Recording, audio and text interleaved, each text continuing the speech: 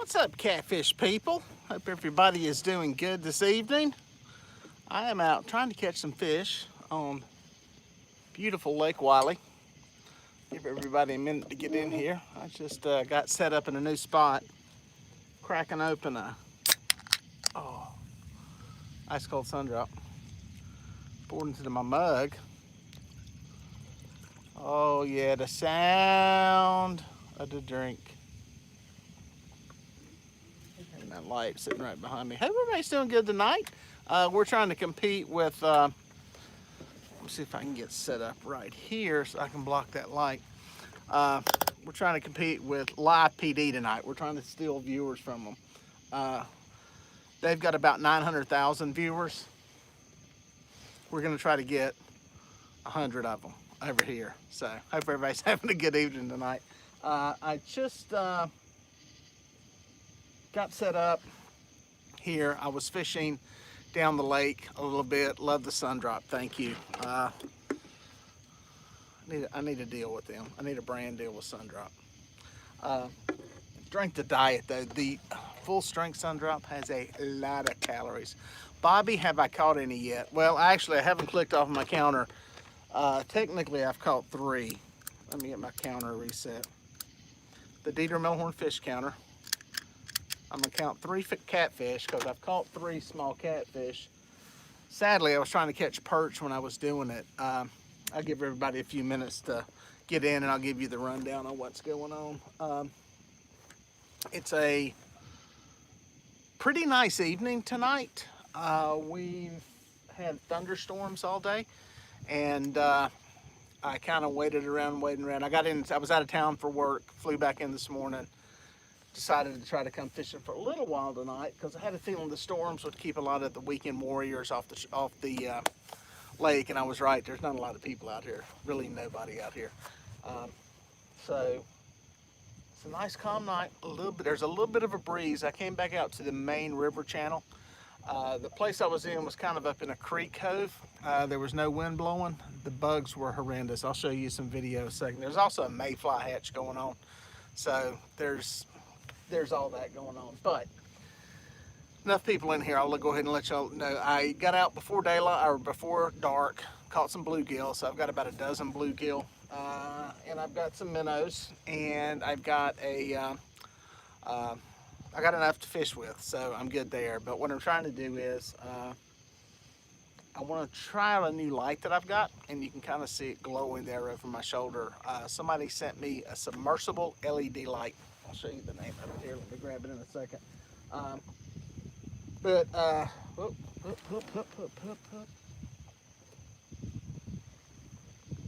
Sorry, I thought I might have had a little crappie bite going here. I can't lose more than Grayson did on the last trip. Grayson's not here this weekend. He's out of town with Mama on a little family fun trip down to Florida. I'm working a bunch over the next couple of weeks, so yeah, so it kind of timed out good for them to do a road trip. I don't know if that was a bite or a little bit of boat movement. For somebody that asked, I've not caught a fish on camera yet. Just got started, just got it rolling, got a little bit of wind going.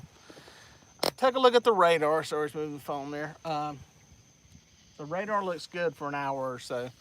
And yeah, so wait, am I getting bit? Anyway, let me grab this bag here. Hold on.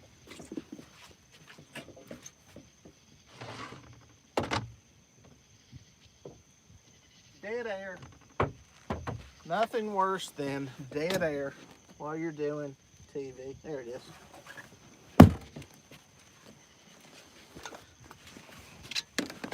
So, had somebody send me this light. It's a cool light. It's really cool. They saw me out here last week with my battery-powered light, one of my TV lights, and I guess felt sorry for me. But no, they said it had a better product. This is it. It's called the Reel Brite Bite LED fishing light. That's the name of it. Well, that's the model of it. And it's made by this company, ILLUMISEA. And you can go check out their website. Cool light. it's a green LED, as you can see. It's submersible. It'll go down to 30 feet. Comes with a nice long cord. And my boat is really blowing a bunch here in this wind. Sorry, I'm half paying attention. Anyway, the light is dimmable, which is really cool. The other cool thing is it runs off the battery in the boat. So you got little alligator clips onto your battery. It's dimmable, but it also has an AC power adapter. So you can plug it into a wall outlet if you want to put it on your dock, or if you're going out, staying out for a long time and running a generator on your boat.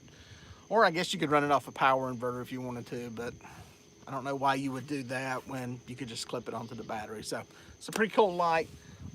Putting it through its paces, just seeing how it works. And it's bright. When I turned it on at the house, I was blinded by it. So anyway, so that's what's going on.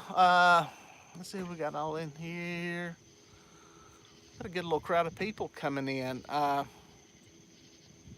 Keep the poles loaded. Yeah, I'm hoping I can get on and catch something. The first spot I rolled into, I'm trying to make sure my anchors are bit good. I think I'm okay. A little boat going in the back. The first spot I went to was bad. Had a little bit of bait come up, and it was not good. When I first started tonight, right as the sun went down, I had caught bait, tried to catch some perch, was getting ready to get in my first spot, and I was seeing a bunch of stuff on top of the water, and I was like, oh man, I thought it was some shad or maybe some white perch. It was just stuff popping. It looked like it was flicking way too much for gizzard shaft.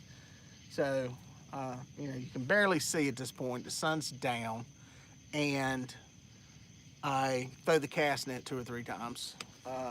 Actually, I threw more than that, but I was netting catfish. And of course, it's half dark. I turn the light on and look, and I've got mayflies all in my net. And that's what was happening. These small catfish were coming up and eating these mayflies that were on the surface. And let me show you real quick what this mayfly slaughter looks like. This is a small hatch, in my opinion. This is not a bad one. I've seen worse. That's not super bad, but these things were covering the water, and it was a mess. For y'all that don't know what they are, what they is, grab one. It's a little organism that it lives in the bottom of the lake, down in the goo and the muck and all that stuff. And then it decides it's gonna hatch, and it comes up through the water column and comes out on top of the water like that, and it flies. And then they find a date. It's like a big dating game by the millions. And the boy ones and the girl ones, they find each other. And then they get married, and they raise a family, and then they die 12 hours later. So there's kind of some biological explanation of what's going on. So anyway, that's what's going on. These things hatch by the gazillions, and it's a mess.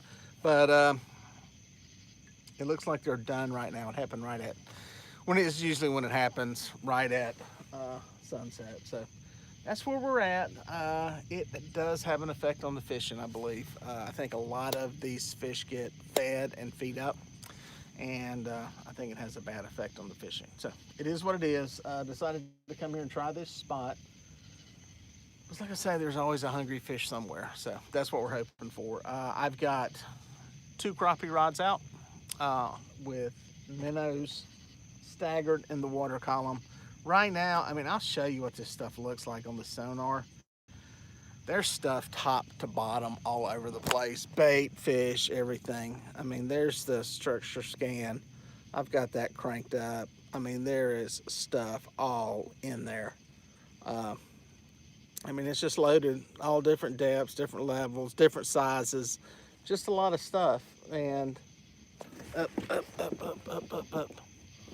Might have had a bite.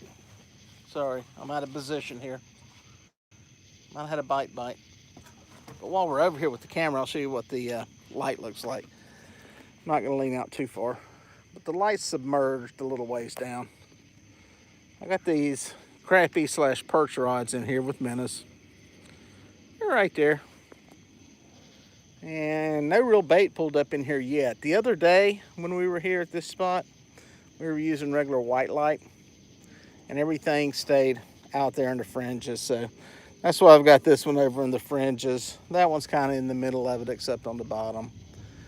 Then I've got these catfish rods out scattered around, varying depths. That rolls off into the river channel into about 35 feet of water. And then as you can see, I'm sitting up here. I'll show you this again in a minute. There's not much bait in here starting to come in. It takes a few minutes for it to get in here. Boom, there we go, starting to come into the fringes. We'll give it a little bit and see what it looks like. Come back to it. For any of y'all that don't know, and for some of y'all this may sound very basic, but remember my channel is about basic fishing. What happens with a light at night, a light, some people think it draws in fish. It sort of kind of does. The purpose of the light though is to draw in plankton and other little microorganism things that the fish eat. And as that stuff, there's a fish. That's gonna be a crappie, I think. Sorry. We got us a fish. I think it's a crappie. Oh, it feels like a catfish. Yep. Yeah. Oh, there we go. Oh, simmer down, simmer, simmer, simmer, simmer. Get your fins up. Get your fins up. There we go. It just fell out of my crock. Well, in the words of my buddy Catfish Dave, we've got a video and we got a fish in it. So what does that make it? A fishing video. There it is, a monstrosity of a channel cat. A fine specimen. There you go. Hello, catfish people. Well, I gotta do it with my mouth here. Hello, catfish people. I'm a channel catfish. How do we know a channel catfish from a blue catfish? Let's do a lesson real quick. Wish I had a blue. All right. Now this one does have spots. Oh, he's talking. He's going, let go of my jaw. It does have spots, but not all of them have spots, especially as they get older. The only way to tell, guys, you can't look at the color. You can't look at the shape of the head. You can't look at this, that, and the other, and the tail fin. It all comes down to this right here. It's the anal fin. Now, the quick, easy way is to look and see that this outer edge, this part right through here, is rounded on the outside. If that was a blue cat, imagine taking a pair of scissors and cutting that straight across. That's what a blue cat would look like. The other thing you can do is count each of those rays. I think a channel cat has up to 24, 27, something in there. A blue's up to 30. I forget what the number is. You can look it up. The easy way, though, is the outside of that fin that's slightly rounded. If you can imagine taking scissors and cutting from this point to right there, you'd have a blue. So that's how you tell them. That's the easy way. The thing with the coloration on them that will fool you. Sorry, let me get a rack. The thing that will fool you with the coloration is different times of the year, especially during the spawn, and with the age of the catfish, blues and channels will start to look alike. So that's just kind of the 4-1-1. The spots generally go away as they get older. So that's also not a good indicator. You can have a lot of channel catfish that won't have spots on them. The males really start looking like channel cats. So somebody asked where G-Man's at. He is on vacation with Mom. They went to see some family. I've got a bunch of work going on. So I'm kind of, it was kind of a good time for her to go see her family.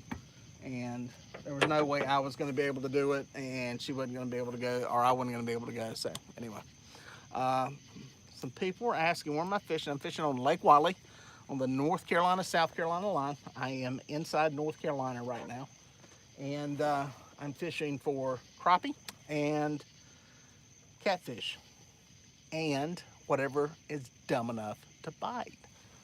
which are the ones I usually like. Got this new light out underneath the boat that I'm trying out. That is the green glow. And after this video is done, I'll put you a link down in the description that will give you some links on where you can find it. And I'll be doing some more videos on it later. I'm just kind of giving it the schooling right now. I forgot to click it. We've got to hit the fish clicker. Boom! It's number 4. In case you're wondering, the other ones that I caught tonight on these rods were the same size. I didn't catch them in the video, so y'all didn't miss anything. So. Jimmy Gonzalez is asking, how are you going to be live for? I don't know. I'm going to play it by ear here for a little bit. I'm set up and got the baits out, so probably for a little bit here, unless the bugs get really, really, really bad. So. Let me get this one back in and see if I can answer some questions. I know a bunch of them were rolling by there.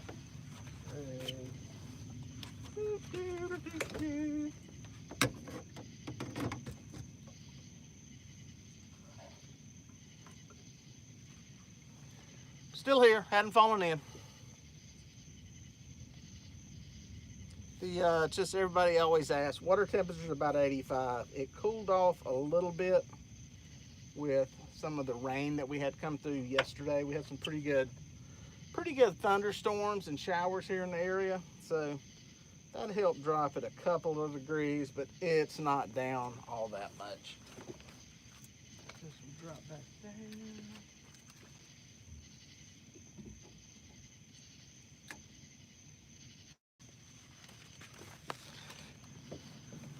I think if I was serious about catching crappie, 1, I'd have more rods, and 2, I'd have them a little more out in the fringes of what's going on here. But for TV's sake, I'm gonna do it this way. So anyway, let's see what's going on. If someone flies by and does this around you, no worries, it's just New School. Ha ha! What's up, New School? How are you doing? Hopefully you're out fishing. Great night to be on the water. Whisker Sticks Fish. See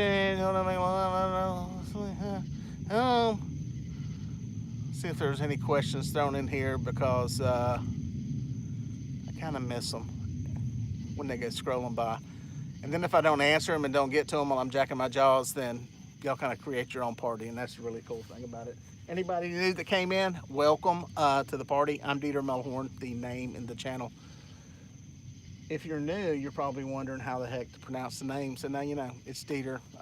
Redneck accent, German name. Kind of confusing, but yeah, it is what it is. Russell, bait tonight. Everything I've got out right now is brim.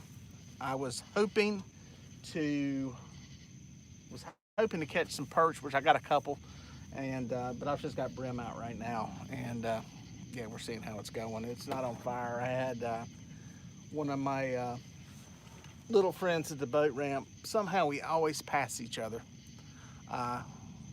It's a Japanese dude, and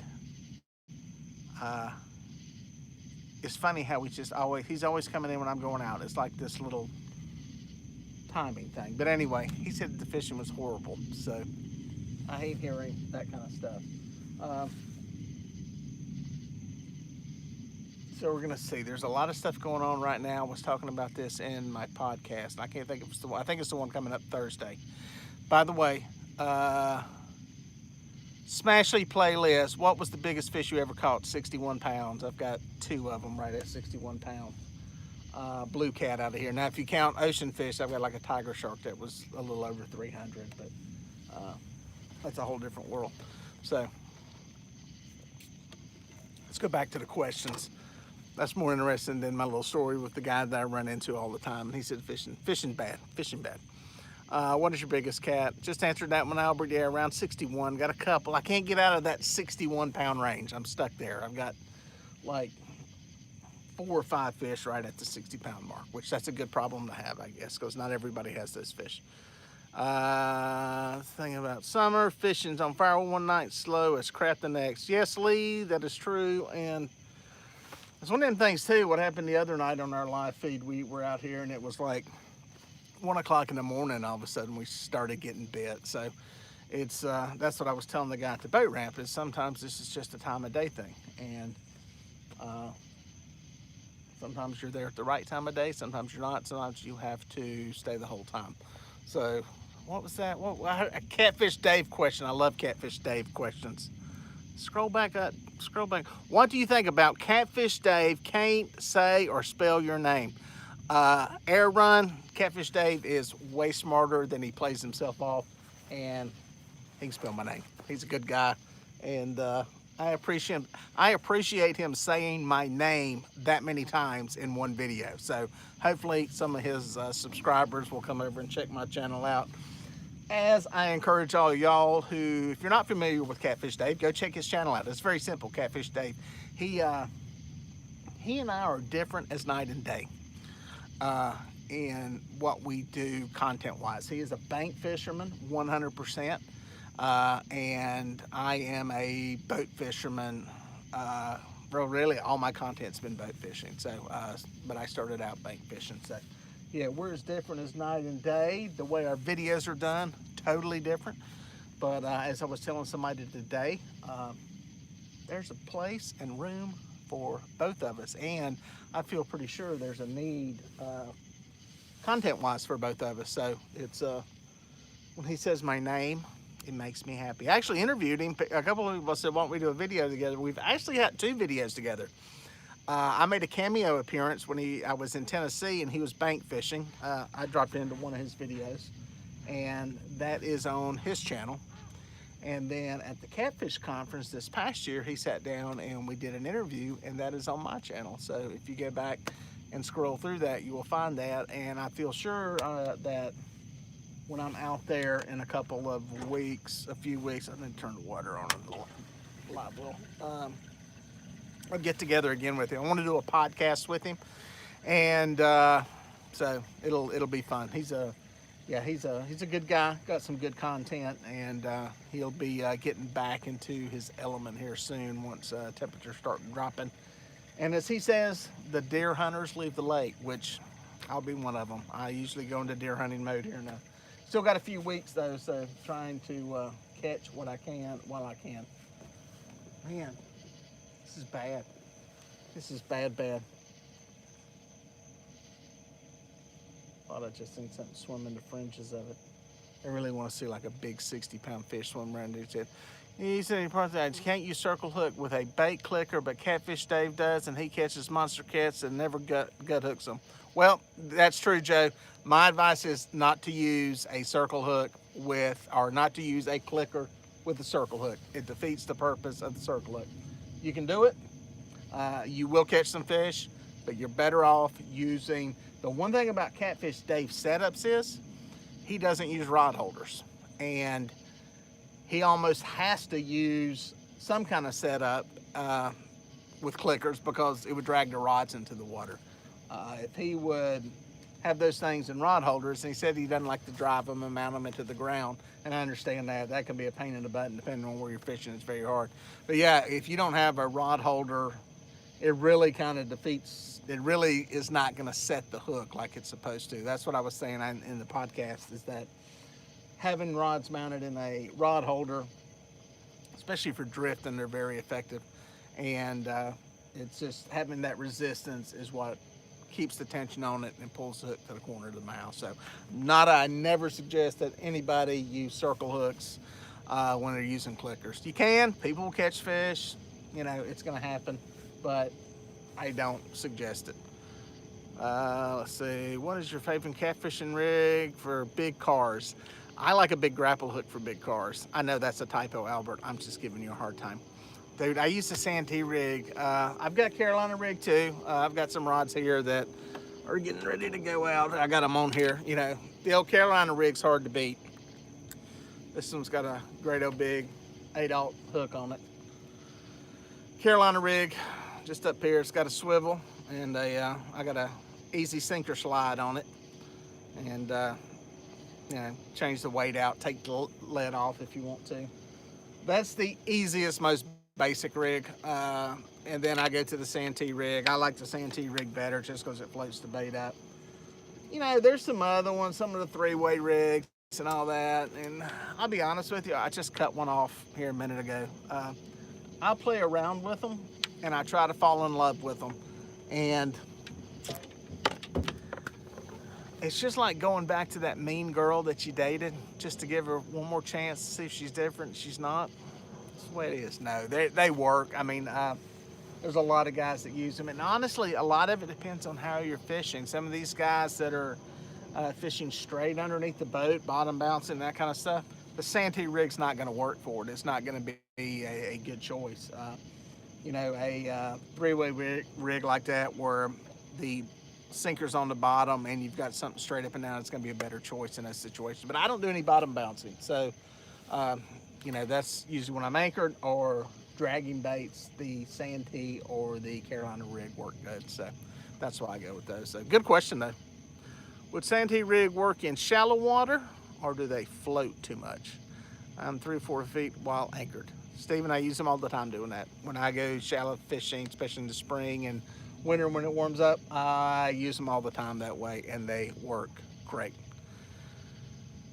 River 2248 says, how's the light working? Like a charm.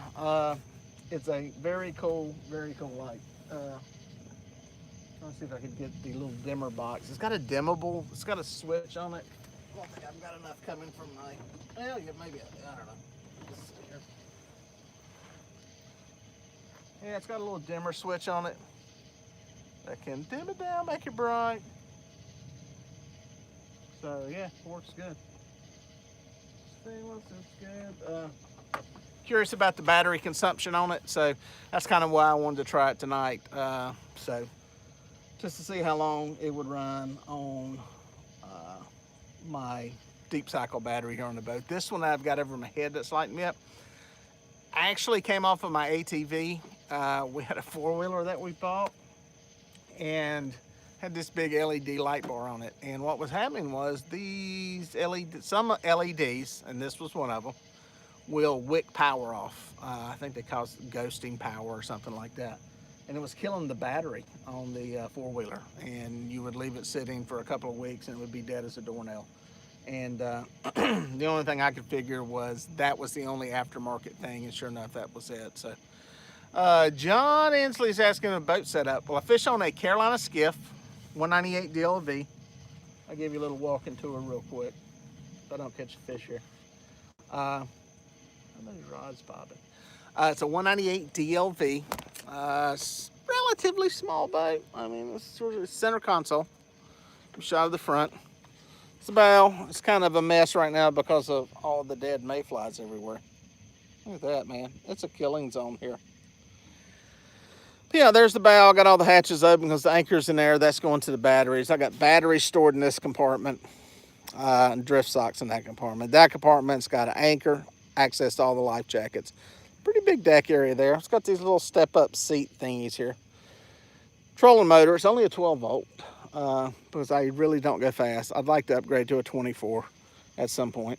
My Yeti cooler, which is armed and equipped with some water, some red worms, a sandwich, some Sundrop, and frozen water bottles. Yes, frozen water bottles. Why do I use frozen water bottles? I'll tell you why. It's a little bit easier than using ice. It's a lot cheaper too. I can put those in there, have a rotation of them, and swap them back and forth. Keeps the cooler cool. So anyway, back to the tour. Center console, as I said, I've put rod holders right here beside the console for my smaller spinning stuff, and these when I'm carrying them on the side. Got a little Lowrance sonar unit. The flip-flop cooler seat is a semi-quasi homemade version. Somebody gave me one off a boat. I added some height to it, made it taller, recovered the top. It's going to hell in the handbasket, so it's a little bit bigger, got a little bit more room.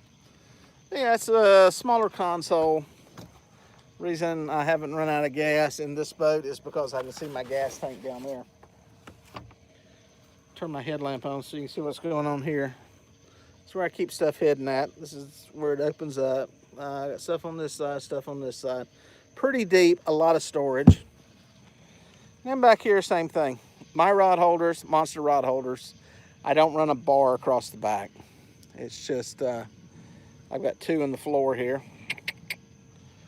Got them on the side, so it gives me a lot of open area. I can get to my anchor that's going out through there. That's who makes my red, white, and blue rod holders right there. Woohoo! And oh, we got some bait in there swimming around. Hey, little people!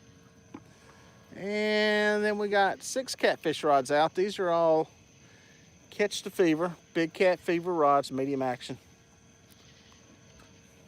30-pound Andy line, monster, Andy monster.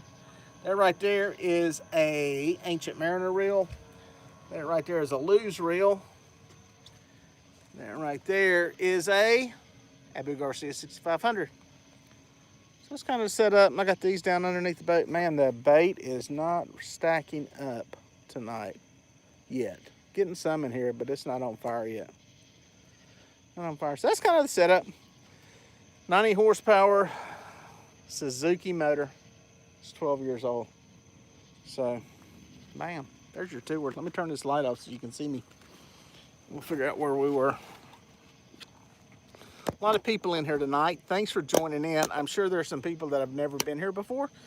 If you haven't, welcome to the hood. I hope you're doing good. How deep am I fishing? Carolina Outdoors. I'm sitting in 20 feet right now. But I'm hitting the river channel. I'm hitting the banks. But the stuff I'm hitting is 20 feet. So there you go.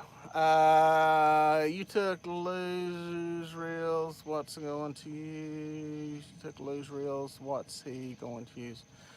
What do you think the light would do day around 15 or 20 feet? That's a good question. Do you think the bait light would do anything at day around 15 or 20 feet?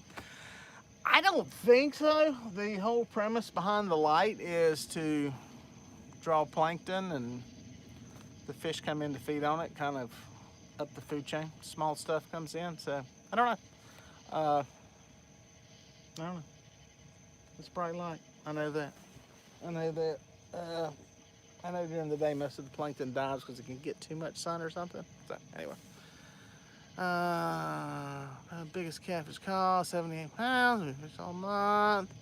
Bottom ideas. Just looking around in here. Hey, dude, do you remember me? Hey, Colton, what's up? Where do you find your Lose reel? They actually sent me these reels, Russell. There are several people that sell them, and there are some links on my website, DieterMelhornFishing.com. Go to the website, go to the gear section. I've got some Amazon affiliate links on there where you can order them. You can order all of that stuff on my website, except for the Ancient Mariner reels. There's not a link to those, but there is in some of my videos. So anyway, yeah, get Lose reels, Amazon, 59 bucks. Yeah, they're somewhere right around that price. Like I said, go to the gear section on DieterMelhornFishing.com, and there's links to them on there where you can get them. They're, you know, I've put these on here in the Ancient Mariner trying to try out some affordable reels that people could use and try out. And so far, I've been fishing them for 2 years and hadn't broke them yet. So I fish a pretty good bit. So I think somebody that's only getting out on the weekends will have good use out of them. Now remember, guys, these reels are not designed to put 100-pound braid on and 80-pound leaders and then get snagged up and then pull on it to try to break it off. Okay, these reels are not designed for that. So you know, I hear people talking about that and Abu Garcias and everything else. If you're fishing with that kind of tackle, go buy some saltwater stuff. That's not designed for that. This is designed for, you know, normal sporting means fishing, and you know, fishing, you know, 20, 30, 40-pound line and normal lead or something you can wrap around the reel and pop it off. So yeah, keep that in mind. James fishing on Lake Wally. How do the reels compare to 6500 C3s, Jason? In summary, I mean, I don't think they're as good. I don't think they're as well built, but I haven't broken one yet either.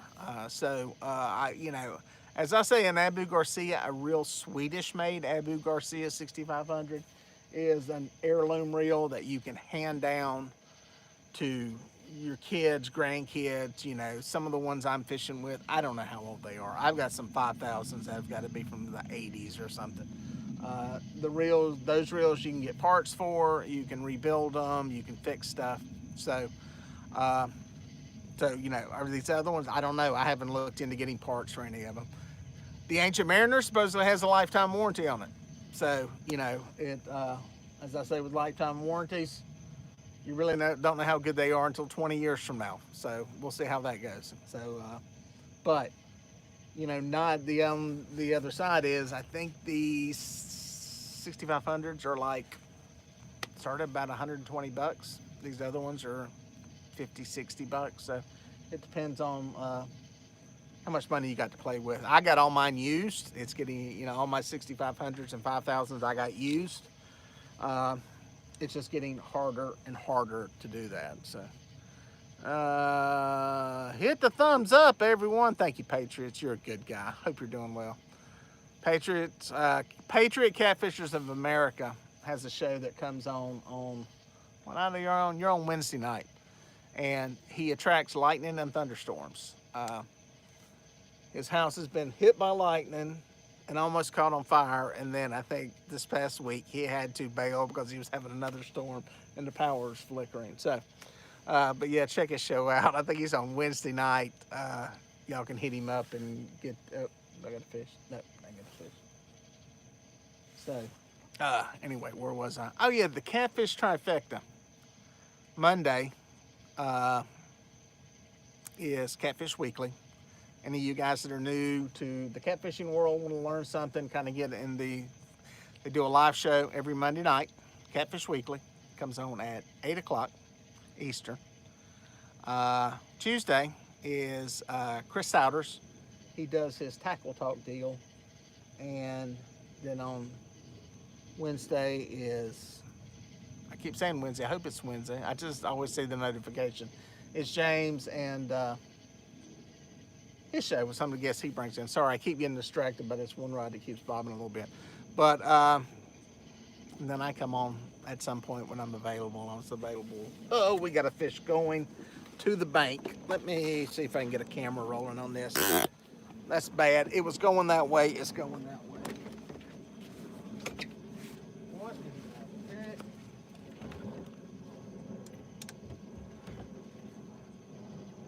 Okay, that's that rod.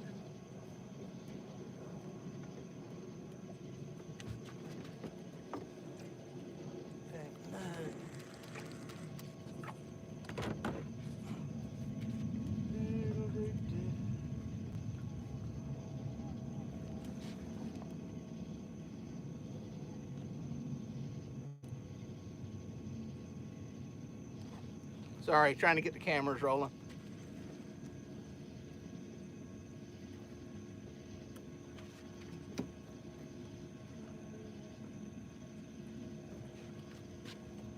We're horribly ill prepared. See if I feel it. Boom, he is there. So what happened, guys, the rod's going that way, and I looked up and seen a line going this way. It's not a big fish. Ooh, it just splashed. It sounded big. Sorry about this light. Just trying to get some stuff here so I can film this. It's going. It's coming back out. I got an anchor line to deal with. Okay. Let's see what we got. Oh, he's little.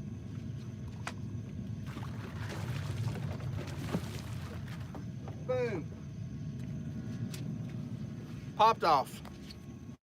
Kill that light. Dang. I'll show you my rig there.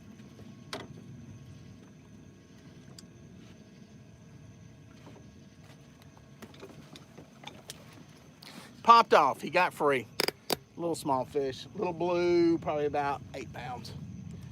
For any of y'all that are new to my channel, I'm just going to tell you, I don't really net small fish. So, I'll explain too why I wasn't in a hurry to get to them. But anyway, here's the rig real quick. Somebody was asking about rigs I use. I've got a Santee rig. I got a drift rig on here right now. And basically what it is, this is the line. Andy Monster 30 pound. Comes to a swivel, snap swivel.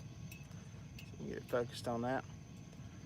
This right here, ding, ding, ding, is my leader. It's clear Andy monofilament. It's about 50, 60 pounds. The other end, I've got a drift sinker. Got all different kinds. can use bank sinkers, you can use drift sinkers, you can use homemade ones, you can use a lot of different stuff. You got the leader. This is a fairly long one. It's probably 3 feet maybe, not quite 30 inches. As you can see, there's a peg float right there. What that does is, sinker's on the bottom, peg floats right here. It's called a float for a reason. It floats up, boom. And then the bait suspends off of it, hangs off of it. I keep mine usually about that close to the hook. So, kind of helps with some tangles and that kind of stuff. So, it's kind of what's going on. Let me get this baited back up. We'll get it in the water. Sorry you didn't get to see that one. It was a 7-pound fish. It wasn't big, 6-7 pounds. So, but let me get this baited up, back out in the water. So, staying on. If you got to go pee, go pee. Grab some popcorn. Probably won't take long, but you won't miss anything. So, get some popcorn. And light on the butter. Light on the butter. It's late, guys. We can't be loading it down with butter this late, okay? Shad check. That's shown there. Little plug for one of my buddies. Makes the best bait tank out there. The Shad Shack. Got videos on it on my channel. Anyway, let me get a bait. Stand by. Where we at? Where we at? Anything going on here?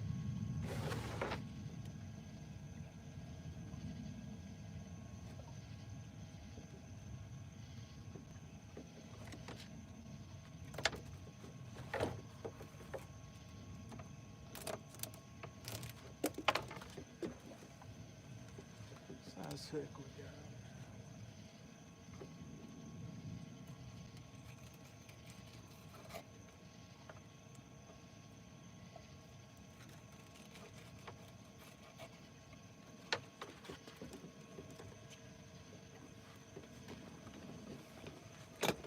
A little tip here, guys. Just putting on a little bluegill fillet. People ask about circle hooks. Somebody asked about it earlier. It's a circle hook. Tell a circle hook from any other. See how that point is 90 degrees perpendicular to the shank of the hook. When you hook this stuff on, don't bury the hook. Another trick is put it on a little bit of an angle. If you can get on a little bit of angle, it will help with it rolling in there. Doesn't always work, but you don't want the hook buried. That's all you need right there. That helps a lot with your setup. You get this back in the water.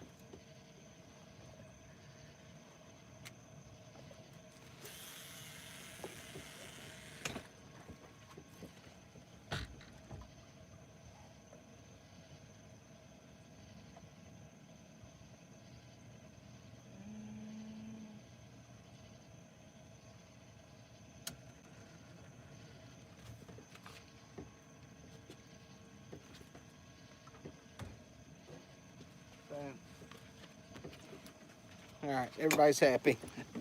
Baits are back in the water. So we got here.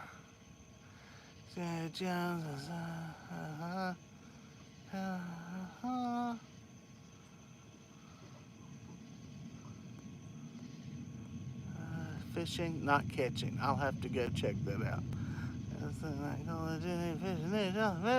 All right, I'm back. Where were we? I just seen Dave don't need a boat. Dave does not need a boat. Dave, sorry, let me get the camera set there. There we go. I'll tell you what, if you're gonna bank fish and you're totally committed to bank fishing, Catfish Dave lives in probably one of the best places in the country for it, because there is a lot of public access to water in Tennessee. He's got a great place. That's one of the biggest obstacles for guys that bank fish, is just getting access to the water. It's so tough. You either A, don't have access, period, because people won't let you, or B, you got to walk 12 miles somewhere to get somewhere, to get to the water, and it's tough, man. And that's why I admire people that bank fish. And if you're gonna do it, Dave's got a good place over there. There's a lot of access, a lot of public access, and you need variety. You need different stuff during different times of the year, and that's the thing there. There's usually enough to, it's never perfect, but there's some kind of, I'll be honest with you, I admire bank fishermen. I have no desire. I love having a boat though. I love the options that you get. So, and so you're live. Hey Rachel, glad you were watching the videos. Thank you, very kind of you. And yeah, we're live. Get to do a little live here. We're trying to compete with live PD. It won't hurt my feelings if you're watching live PD like on the TV and have me like, you know, sitting here where you can watch it. So, yeah, it's just trying to see if we can get on some fish. I'm not feeling any love out here tonight. It is kind of bad. It's just kind of bad fishing. The battle plan is to fish out here for a little while tonight and maybe hit one more spot, and if nothing happens, I'm going to go back and get some rest and get out. Probably going to be doing a no sleeper and getting up before daylight and trying either another lake or a different part of this lake early tomorrow, just to see if this is a time of day thing. So so we'll see. So oh, this isn't live PD. No, Jeff, this is not live PD. This is not live PD. A lot of times I'm more interested in the live PD, but I love live PD though. I'm really addicted to it. There's probably a way I could watch it through some kind of app thingy on my phone, but anyway. South Fork or Patriot Catfish and Mare, South Fork or Seven Oaks? Neither. I'm actually on the main river channel, kind of between the two, so if that tells you anything. I went into Seven Oaks earlier and sat there, and it was hideous. It was really bad, and yeah, I don't know what's up in there. There's just not a lot of love and a lot of action. There seemed to be a lot more plankton bloom in there than there is here, so that's why I came back up here. Somebody said something about a party boat. Somebody remind me of the catfish dude question. Somebody got hit out here. What's that noise there? Oh, see what that is. Somebody got hit out here last night. Boom!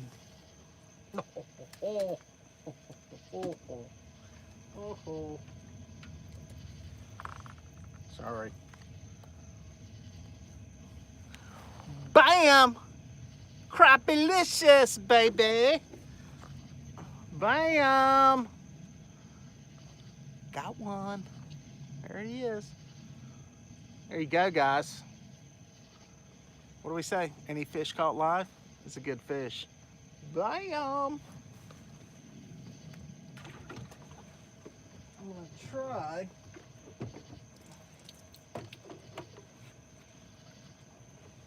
I feel like the laziest fisherman in the world sitting here digging bait out, but it's a lot easier to talk to you while I do it, and you're not staring at my butt while I do it. The new school would probably enjoy that. Fella, not giving you a peek, baby. You just drop back down. We got a crappie on camera. That's all right. We got a crappie and we got a catfish, and we got one that didn't make it in a boat. So we got 3 fish tonight.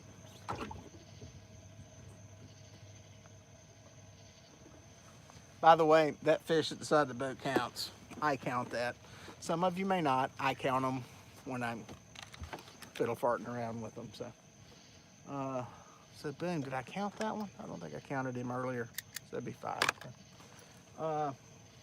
Where was I? Oh, somebody asked me about the catfish dude, Steve Douglas. I think Steve was really crappie doesn't want to be in the live well. He was really a pioneer, I guess you would say, in the catfishing YouTube world. One of the first ones to really do catfishing videos to the extent that they're being done. And he was actually motivation, inspiration, whatever you want to call it, for me to really crank up my channel 2 years ago. I've had a channel on YouTube, the name, for years, but I just kind of put videos up there for the heck of it. But I really started ramping up the channel a couple years ago after cutting the cord and not having cable and satellite, and was watching a bunch of his stuff. So yeah, good stuff. We need to go fishing sometime. Jenny Simpson, Jenny, where are you at? In what part of the country? I have people go, yeah, let's go fishing sometime. And I go, where you at? And they're like, Idaho. And I go, well, I'm not going to be in Idaho anytime soon. Where are you from? In Tennessee. Facebook, Clayton. I draw catfish all day today, and I caught a catfish.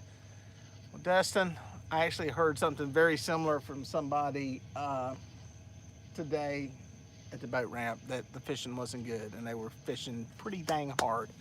And he's a good fisherman. So I don't know. It's, you know, I just think we're in one of those cycle kind of bites to where there are certain times of the day, better times of the day for the fishing. So yeah, it's kind of what it is.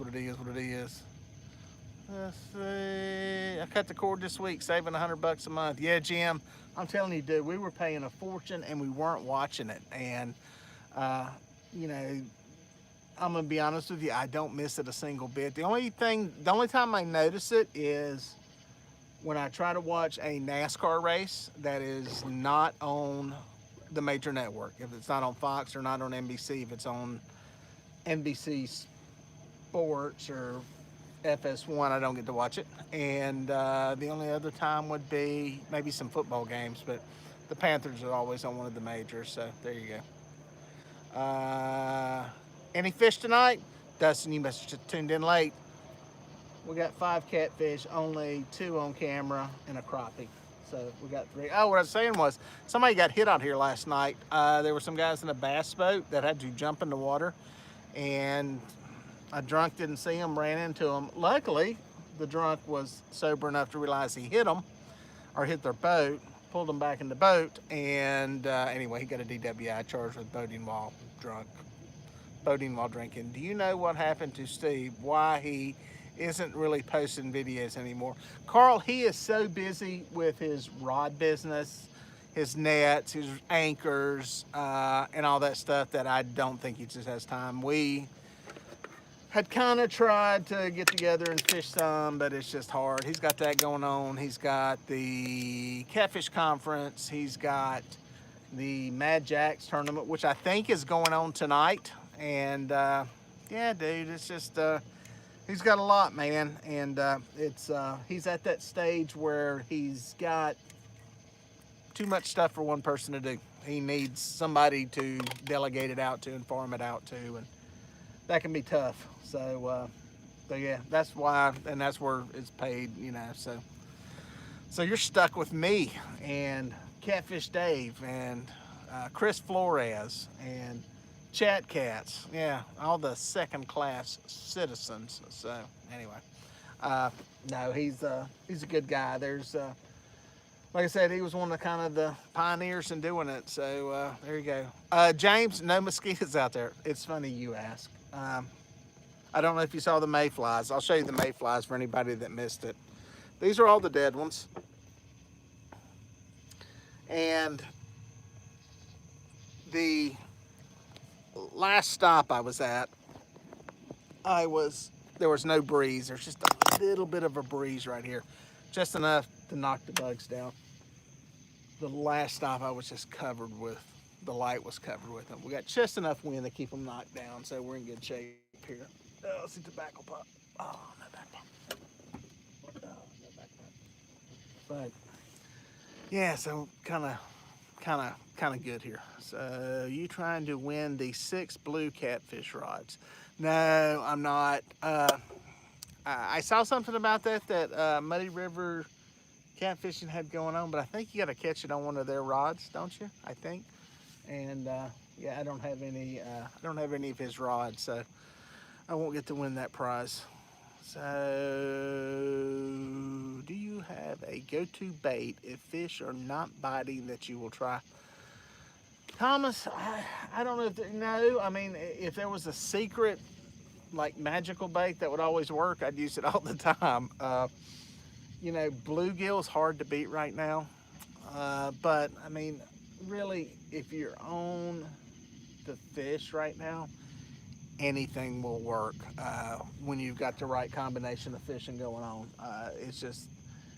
It's just right now, I really think we're into this time of day thing to where there's some certain windows where they're feeding us, almost like a tidal deal. And it's almost like it comes in spurts. I don't think night fishing is the best right now, especially not early. I think it may get better late at night. So, but no, I don't have a super secret bait. I would really honestly right now, any fish that swims in the water that you're fishing will catch fish. So, because that's what the fish are eating. I mean, listen, I've got videos, I've done videos on chicken and chicken gizzards and all that kind of stuff. And if you don't have any bait, that's fine. Like tonight, if I would have been coming out right at dark and didn't think I'd have time to catch bait, I would have bought some chicken and fished with it and seen what happened. Matter of fact, it would have been a good night to do a test tonight because this obviously isn't working. But yeah, if you can catch wherever you're fishing at, if you got brim, if you've got little creek chubs, if you've got little bullheads, all of those will work. Just make sure it's legal. That's the big thing. Cut bait or live. I am all cut tonight. Everything I've got out here is cut bait. We use bullheads for flatheads at night. Cut the barbs off first. Yep, James, that's a good formula. We used to have a lot more little white cats in here, which are basically a bullhead in the bullhead family. And we used to use those, but it's harder and harder to catch them because we got more and more flatheads. Flatheads have eaten most of them. So, man, nice quiet night. Patriot James, go look at the radar, make sure there ain't no storms coming. I hadn't looked at it and I can't look at it on my phone. I need another phone just to see that. You also use squirrel parts.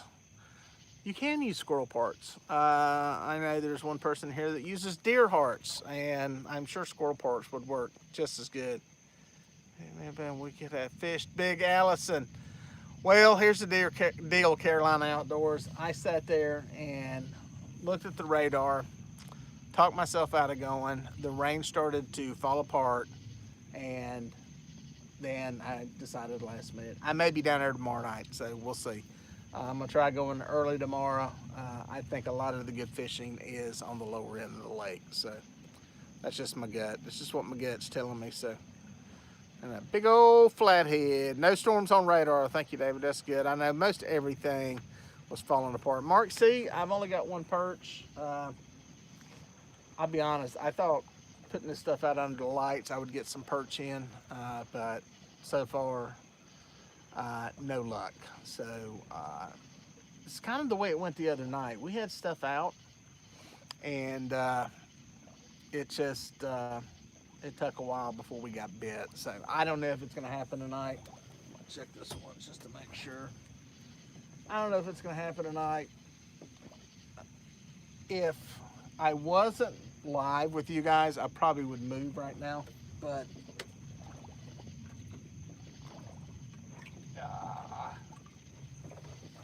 I'm just gonna sit here and gut it out and see what happens, because that's how I roll.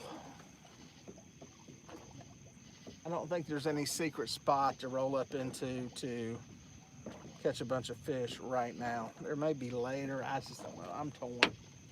I'm torn. But,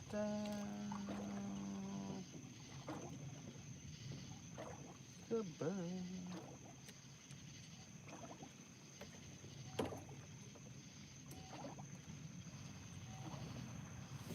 Now I think, let me get y'all, see if y'all know, I think some rain on Lake Wiley, down on South Carolina in the lake. That was 11:15 update. Okay, cool. I think I'm good. I don't see any lightning flashing right now. That's my biggest concern. Is anybody, that rag stinks. Is anybody doing anything live tonight from the Mad Jack's tournament? I think that's tonight, isn't it? Or is it tomorrow night? I'm curious if anybody's doing anything live from it. I think it's tonight. Does anybody know? I'm not going to it. I think it's tonight because I was going to try to go, but I knew I was coming back from Ohio. So, but I almost drove down. So I was hoping somebody may be doing something live on Facebook, or Steve may be going live. That would have been I'd love to have seen some of the bait fishing stuff going. It's tonight, but haven't seen anything. Bottom dollar, I was hoping somebody would maybe be going live on Facebook or something with it, so who knows.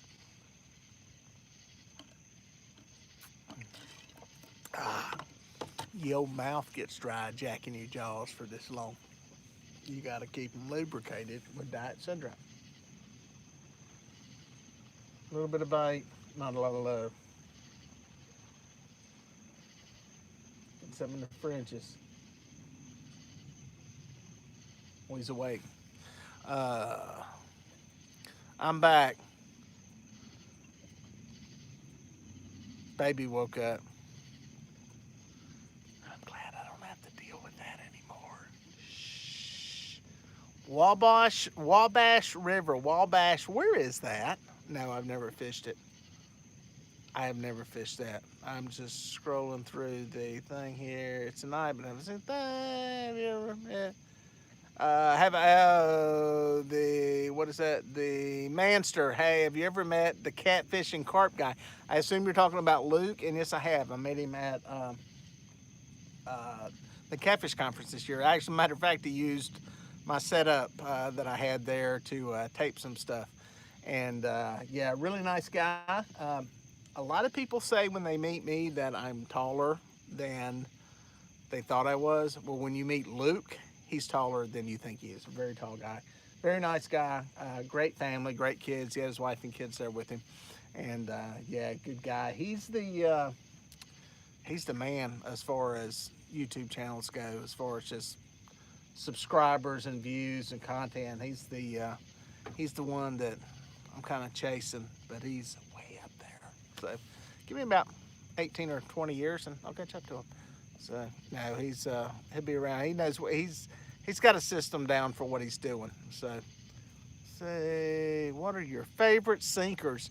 Jay, right now I've been using these pencil sinkers from Dale's Tackle. They made me some and sent them to me. It's basically just a lead weight. I don't have any laid up here. And it's got a loop on the end, and I use them for drifting, and they work fine anchoring down. So I like those. I like, any of the drifting weights are good for dragging.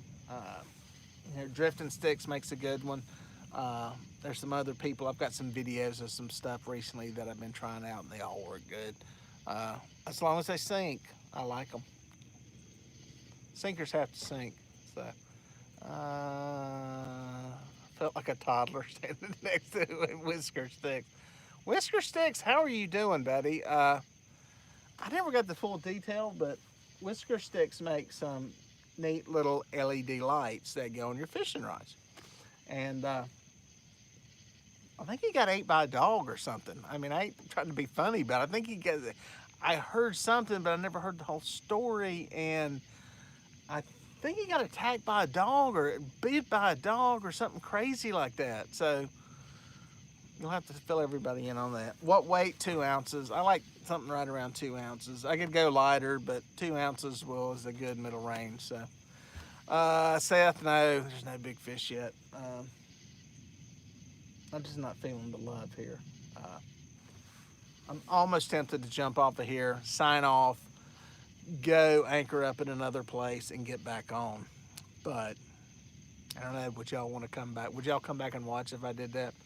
Or I may do it on Facebook. I don't know. I haven't done anything live on Facebook in a while, and I'd be curious how many people. I got a lot of people watching. I want to say I was mauled by my next door neighbor's pit bull. He came in my yard trying to attack my German Shepherd. Wow, that's terrifying. That's terrifying. You never realize the strength of a dog until he bites onto you. So I'm glad you're getting better. That's good to hear.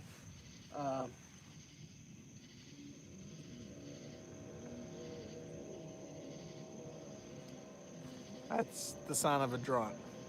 Loud blaring music, and all I see is the anchor light. Where's the spotlight?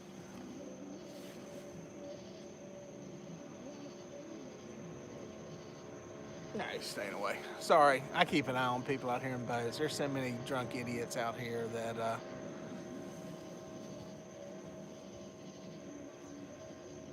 yeah. There's also one out here. I tried getting the police on the Marine Band radio earlier, but they don't listen to Channel 16. There's some guy driving around up in where I was at earlier that didn't have any lights on his boat at all. And could you hear him? Could you hear him? Party. He's a party animal. So, probably JR. So, drunkards, get your lights fixed. Where were we? Wiley sounds a lot like Greenwood. Bottom dollar, I think it may be. My buddy Philip Gentry is down there, and he said that it's kind of crazy stupid on the weekend. So yeah, it's a mess. So it can be bad.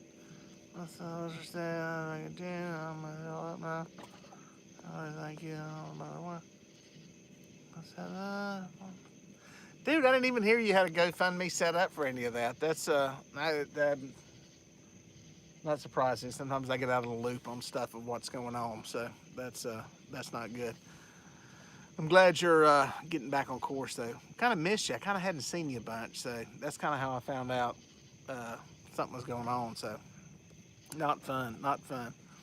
Go over by the water pipe, by the steam plant, across from the condos. Lots of fish on that hump out there. That was last week. David, that's good info. Pulled 3 out, totaling 107 pounds. That's good fishing. I have not been up any further than the ramp recently, so that's... I've basically been fishing from above the bridge, so covering all kinds of stuff. So nothing crazy going on. Why are the fish acting up? There's some water on.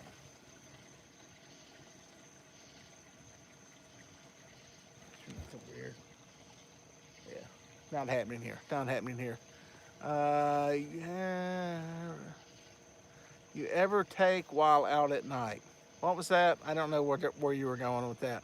What lake you're on? I'm on Lake Wiley. Your mom 85.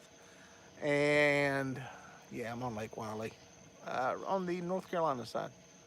I flipped by this past Saturday. He's recovering around all my time. Got flipped. Wow, that's crazy. These are drinking Sundrop. Was somebody asking what I was drinking? No, I'm not drunk. I am drinking Diet Sundrop. Never drank on the boat, believe it or not. Yeah, I've never drank on a boat. There's too much that can go wrong out here, and it goes wrong very quickly. So I don't drink on a boat. Nothing wrong with, nothing against it, but yeah, I'm not going to do it while I'm operating one. So that's me. Anyone ever fished the attractors on the lake? I just found out they existed and got the coordinates for them. Yeah, Chris Edwards, there's a bunch of them out here. Most of them are little PVC porcupine balls. There's one right above the South Point boat ramp on the same side as the ramp. They've got markers on them. They almost look like it's a buoy, but it's a small buoy. It's not as big as the regular one. So yeah. Travis P, when I'm coming to Lake Murray, dude, I almost rode down there tonight. Was really thinking about it, and I may do it next week. So I may come down Tuesday, Wednesday. So we're gonna see. So, ever fished the Missouri River? No. It's called, and for you people out there, it's called Missouri, right? We don't say Missouri. It's Missouri. I know that from listening to Lyle say it.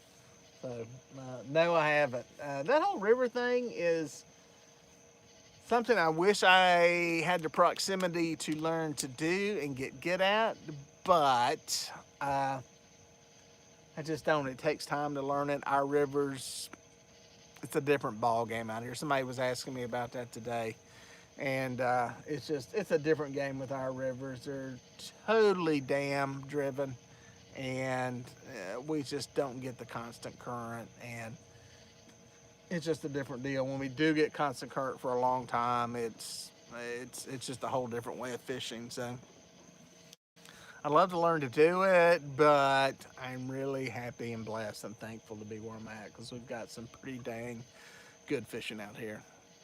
Richard Gene, the fishing machine. Richard Gere, the fishing machine. That would be good. Dustin, no, I haven't. I'd like to meet him sometime. I messaged him when I was down working the Talladega race, and I never heard back from him. But I'm sure he's got 50 million people messaging him all the time, and he has no clue who I am. So, but yeah, his channel's on fire. He's on fire. He's hit a happy little place there in the algorithm, and it loves him, and he cranks out stuff that people like. He's got a good following, and yeah, he's doing some good stuff. Striper's still biting good. Murray, I need to go. I do need to go. Sean, I'm on Lake Wiley, trying to see if there's a fish. I'm not feeling the love. Let's see if the bait's doing. Bait is not blowed up.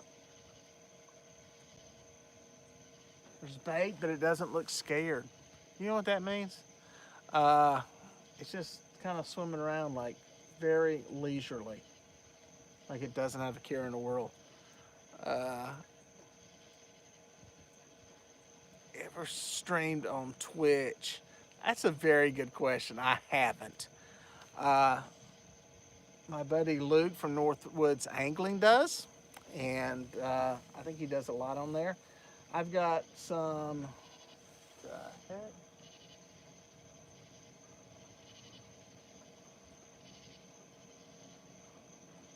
There's a lot of red lights. I don't know what that is. But anyway, Luke from Northwoods Angling does, and I understand it's kind of gaming oriented, but pretty much everything starts out gaming oriented. So it may be the future, who knows? But I don't. I've just been on here, so. Don't you have to pay on Twitch? I'm not sure. New school. I'm not sure. I know it's a different. The way the whole platform works is a little different, and I'm not sure how it works. I hadn't gotten into it. So, do I prefer live or cut bait? Right now, I'm getting ready to prefer live bait because cut bait ain't catching anything. I like cut bait. Here's why. I like cut bait because scent. It just spreads more scent. So, what kind of headlamp is that? Looks like dude. I bought these things. That's a drunk one. At Gander Mountain when it was still Gander Mountain, and they were dirt cheap, like $12. They don't sell them. Well, I take that back. They sold some when they came back open as Gander Outdoors, but they were outrageously expensive. They're like $39, so they're not $39 worth of light. So, do I ever use skipjack when I'm in Tennessee? That's what I tried to get out there and use. So I prefer that out there just because that's native to that water. We don't have skipjack here in these waters. Watching from the Coosa River. Stay safe out there and reel in some tanks. Trying to do the same. The Coosa, we drive across the Coosa River whenever we're working the Talladega race because we always stay in Birmingham and we always drive across whatever the Coosa is there on that lake on that road. So anyway. Has a real nice Whisker Seeker has a real nice headlamp. If you want to watch Luke Hinges on Twitch, so that's where he's at. Fish on Luke. That's right, because he was asking about coming up with a fishing name or something to do it. So I'll have to check him out sometime. I have to check out Twitch and just see if I can navigate it. I would donate if I could. What kind of rods do you have? Gabby, if you're asking me, I've got Big Cat Fever rods, the medium action, and I've got the white ones. I moaned, whined, and complained for so long because I hate fishing with black rods at night. You can put lights on them. Whisker Sticks make some good LEDs that attach to them, but I like just being able to see like my rods back there and know they're there and see if they're messing around. So I got some white ones, and they're a medium action. I've got these two here. These are the heavier version. the big cat fever rods. These are the medium heavies, but they're black. Now they got a white tip, which that's cute, but hold on, right. They're drunk. They're hollering. I can hear them talking. Woo! Give me a woo. Give me a Gaston County woo. Come on, don't let me down. Give me a woo. Richard Jean, the fishing machine is amazing. I email him all the time. Well, Amy, tell him this little redneck from North Carolina says hello if you ever get a response from him. So he's got a very good thing going and puts out some good content and is fun to watch. I try to tune in whenever I can and see what he's got going on. What line and braid or mono? Caden? It's monster. Andy, monster line, 30 pound. I only fish mono. Let's get on the mono preaching thing here. Nothing wrong with braid. I've actually got braid on the perch and crappie rods. I like braid for sensitivity. And I like mono for one, abrasion resistance is better.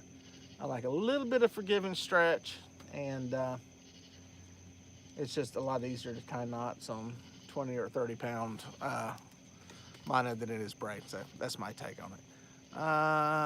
Please do, what was that, a video with Catfish Dave? We've got two of them out. He's got one on his channel and I've got one on mine. I actually did a cameo on one of his. And do you think it has a difference in heavy current? Also, if you're talking about braid or mono, I mean, you know, I mean, all things being equal, line weights being equal, the fish swim up in there, the mono's going to be smaller, so you shouldn't get as much drag with it. But again, I don't like the diameter of 30 pound braid, so you know, the place where I would use braid if I was bottom bouncing on a river, I could see using braid because of the sensitivity, depending on what kind of rod you paired it with. I can see using braid there. That would make sense. But for my type of fishing, dragging baits, drifting, trolling, downlining, and did I see a raindrop? I see a raindrop. And anchoring up and casting baits out. Mono's the way to go, especially around structure stuff. I feel a lot better with it as far as abrasion resistance than I do braid. Braid goes to hell in a handbasket quickly once you get a little bitty nick in the head. So, no, I've never fished on the Great Lakes. The closest I've ever been to the Great Lakes was driving through Chicago. So, yeah, I'm trying to think if I've ever been right up to, well, yeah, I should have been, that's the closest I've been, so I've never been on them. That's like fishing an ocean.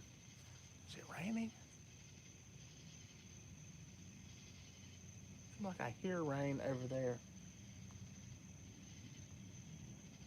Anyway, any tips for dam on Big River? Yeah, I'll give you a very important tip.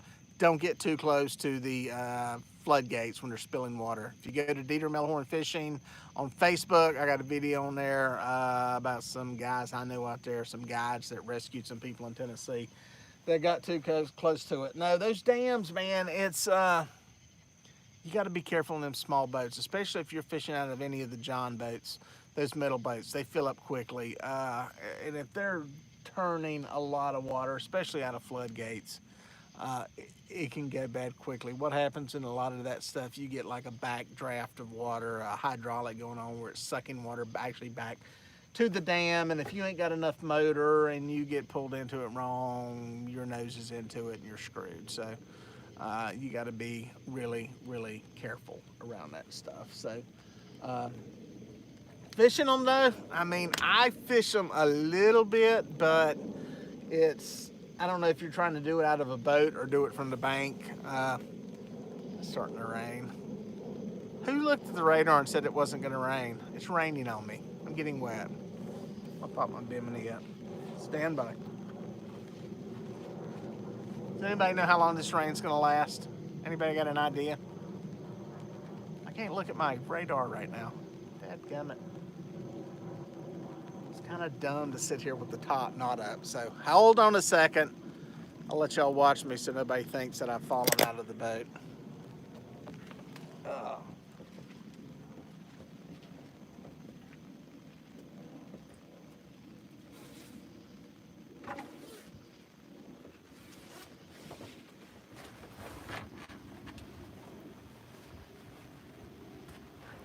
Hey, watch out, it's gonna go dark.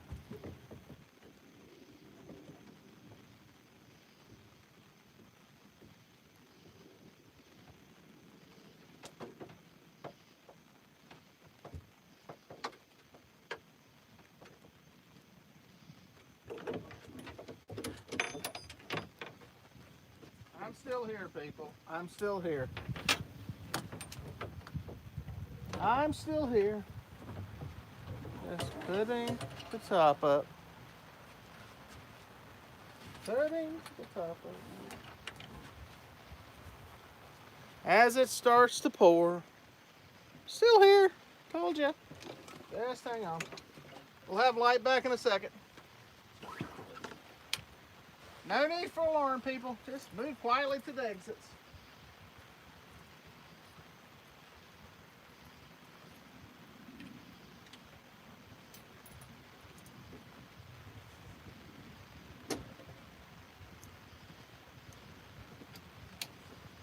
Oh, bam.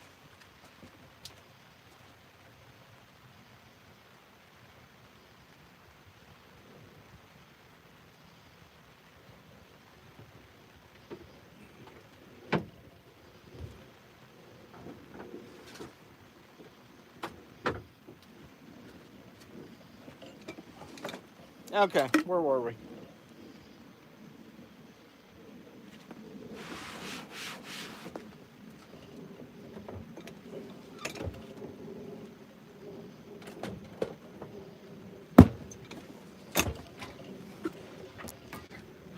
I'm back. Sorry about that. Did not fall out of the boat. Yeah, we got some rain. Got my top up at least. There is a buy sell trade is a big one on Facebook. Yeah, that's the thing with abus. When I was buying them, I don't know, 15 years ago on eBay, man, you could get those things. You could get a 5,000, a good. The price I would buy a 5,000 at was about 30 bucks. I tried to get 6,500s around 45 to 55, and whisker sticks, how much are they going for now? Last time I looked, the 6,500s were 60 bucks a piece, and the 5,000s were like 45. There's just a much bigger demand for them now than there used to be. Becoming more popular, and you know, I'm probably to blame for it because I've liked them and used them. So rain there for about, it's going to rain there for around 30 minutes. Well, great. Rain is light, nothing heavy, only 30 minutes or so. Good. Okay. Just a green pocket over Belmont, but no red. That's good. Thanks, guys. That's the only bad thing is I can't jump in here and look at my phone. While I'm fishing at the Corville Dam, I just caught a 46-pound flathead. Sean, that's awesome, dude. 46-pound is a slobber knocker. That's a big fish. That's a big fish. I have not put a 40-pound flathead in a boat this year. So, what lumens is that headlight? Gosh, I have no idea. And I bet it doesn't say anything on it. I have no idea. It's ultra bright. It says it right there. Yeah, there's no numbers. That's how bright it is. Does that tell you? I don't know. I don't know what the lumens is. It runs on two is it double A's or triple A's? It's a good little light. I've got about 4 of them, and they were just for the money. Like I said, they were dirt cheap. Then it's got a little triple pack of triple A's in there. Great little light. 3 different settings on it. It's a good one. Like I said, if I could ever get them for 14 bucks again, or 12, or whatever they were, dirt cheap when they were selling them, they were awesome. So, good little lamp. So, never paid more than 60 for a used Abu on Craigslist. Oh, yeah, that's good. I mean, that's good. 75 to 85 bidding wars like crazy. Wow. Yeah. Well, older Abu, they're 55. Yeah, if you can keep them in that 55 range, that's. Yeah, but I remember getting them for 45. That was like the good sweet price if you could get them there. But, you know, it is what it is. You know, they're good reels. They're heirloom reels. You know, the used ones, you may have to do some stuff to them. You may have to put a new pawl in it, or usually the worm gears don't wear out, but sometimes they do. The good thing is you can buy all the parts for that stuff. So it's that's the nice thing about them. The parts are readily available. There is a pile of bait about 8 feet down. It looks like a little bitty micro bait. For some reason, it's not coming up. Interesting. Interesting. Interesting. Interesting dynamic tonight on what's happening. But it is what it is. What am I?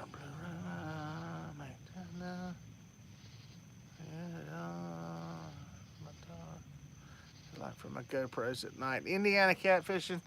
That is one thing I am playing with tonight. It's part of the reason I'm out here is to try to figure out a way to flight and shoot at night.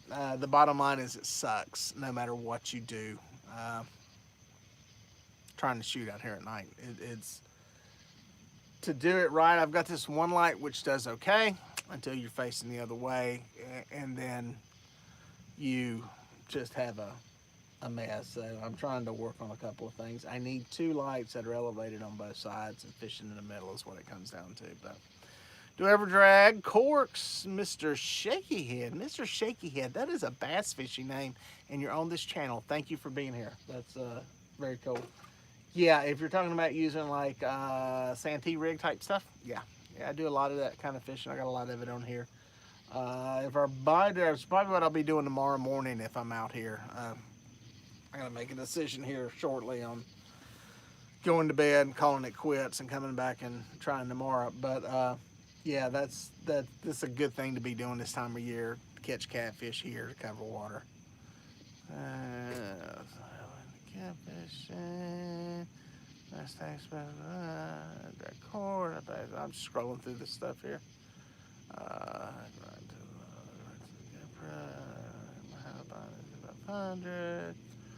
Boop, scroll back up. Have you ever caught anything? What was that question? Have you caught anything, and what's your biggest catch you pulled in this year? Boom. 51 is the biggest this year. I've caught nothing but small fish tonight. I think I've caught 5 small catfish and 1 crappie, and it's not a magic love fest tonight, to say the least. I just heard something splash, but I don't. The only thing, I don't know. I've got to try something different tomorrow. Is what it comes down to. I've got to make a 90-degree turn on some stuff here, and because this is nothing but sitting and waiting and hoping something bites at this point. And I know that's kind of what fishing is, but not getting bit this much is a sign something's not right. Now, granted, I'm hanging around a bunch here to do the live stuff, but it's yeah, I need to make a move. If y'all were fishing, I'd be moving if you were me. So anyway, have you ever tried chumming? Not for catfish, but I've done it for sharks. We used to do it when we were kids. We'd like get a can of dog food and drive some nails in it and chunk it up there in the water, and you know, I guess it kind of worked. There probably would have been fish there anyway, but yeah, I don't do a whole lot of chumming, so I'm sure it would work. Catfish are just like sharks. They're very scent oriented and scent drawn, and I think it would work fine for catching fish. Bringing catfish in, it's usually going to bring in, generally speaking, smaller fish, but there are some guys that I say we might have a fish. Stand by.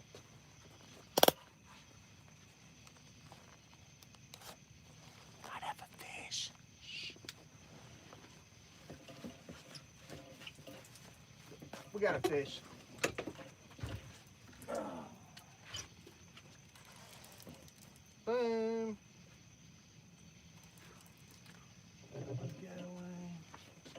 Try to get a light going here, guys. Bear with me.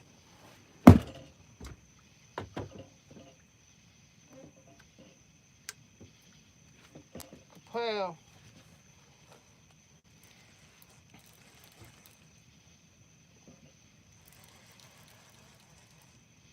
kapow. Better fish, better than the last one.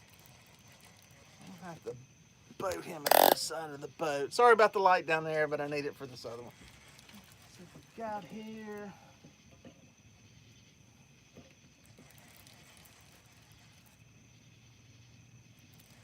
I can't tell. He's not huge. I think it's a blue. Feels like he's on top. I think he knows he's hooked. He's up high.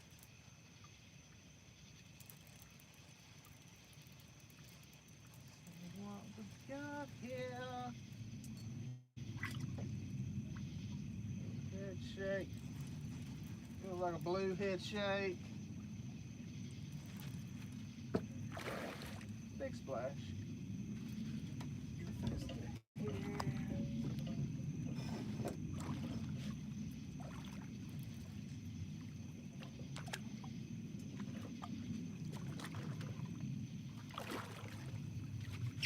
Good fish.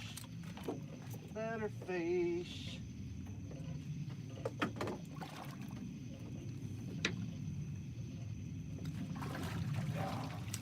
Got him. Fish in the boat.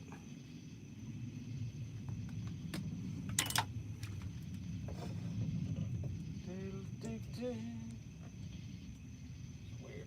There he is. Some light on him where I can see him with this camera. The pain in the butt of the light. Let me get a shot. I'm gonna get a shot with this camera. I'll show him to you. There he is.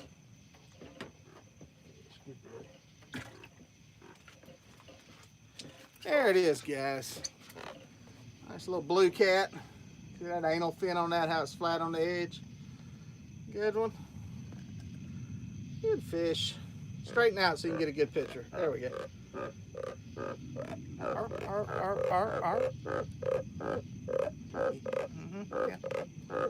A lot of information right there. Ah, crap. I got something on the perch rod. Probably another catfish. There it is. Get that one released alive. This one's on the perch rod.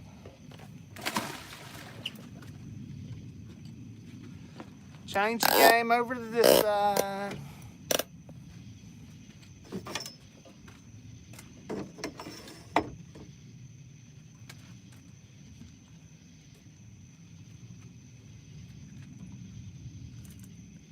This is most likely a catfish also.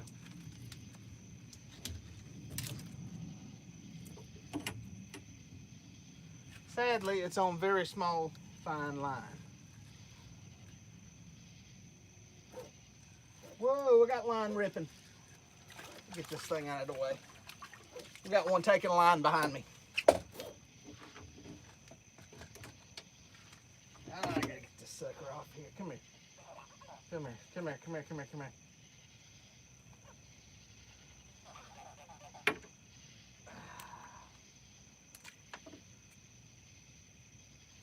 Bang. Bang. All right, let me get everything resituated. I got one sucking some line over here. That's a good fish.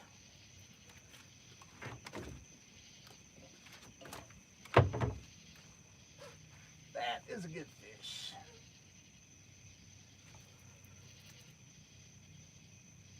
Trying to feel if he's in a tree.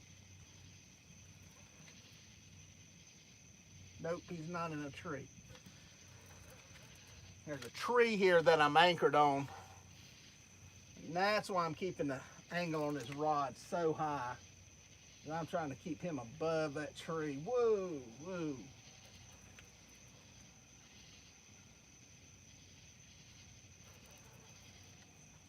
That's a good fish. Let me get this perch rod out of the way here. That is a good fish. Bear with me, guys. Oh, battery's dying on my phone. That's a good fish. That's a good one.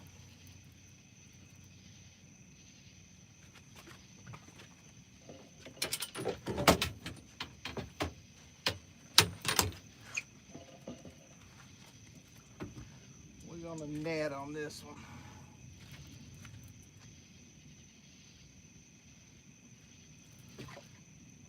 Good fish. Oh, pull on down there, big boy. Pull on down. Pull on down.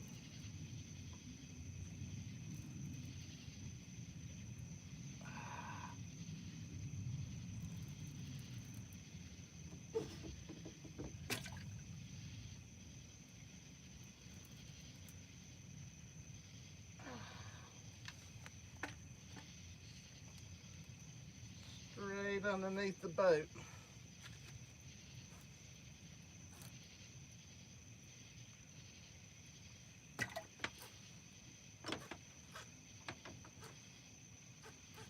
Taking line. He got up near that light and didn't like it.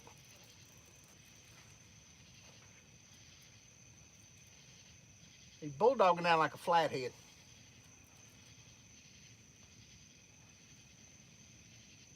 Oh, come on, big boy. Oh.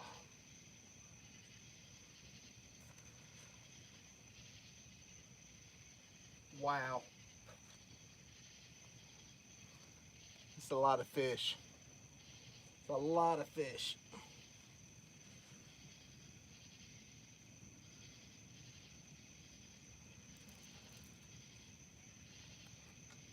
A lot of fish right there. I have not seen it yet.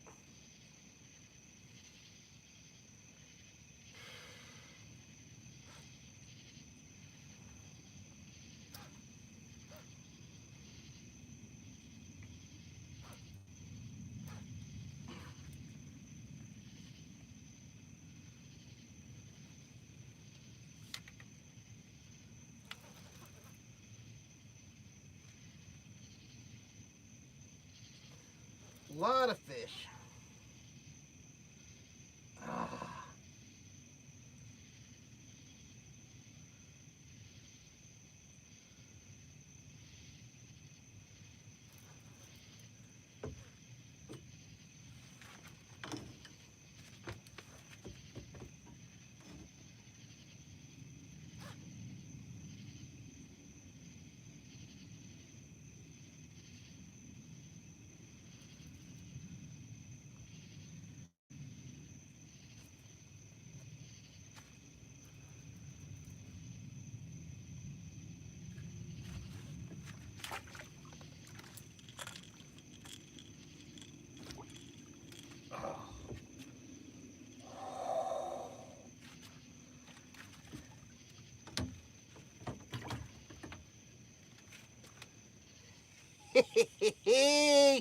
Big flathead.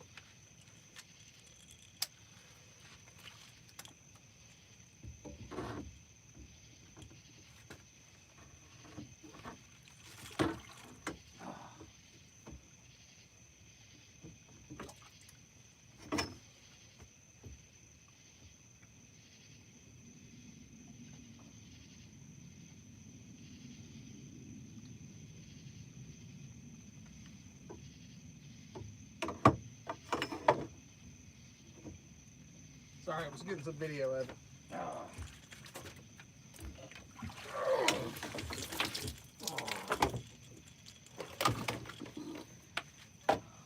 That's a slob, boys. That is a slob. That is a slob.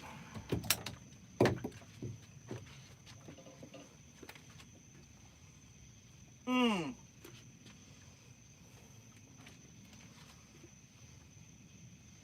That is a big fish. Easy, big boy. That's a big fish. Let's see where he's hooked at.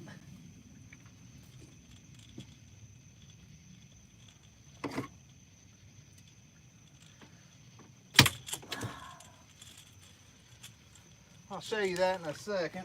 I'm gonna get a weight on him. This fish is at least 10 pounds. He's at least 10 pounds.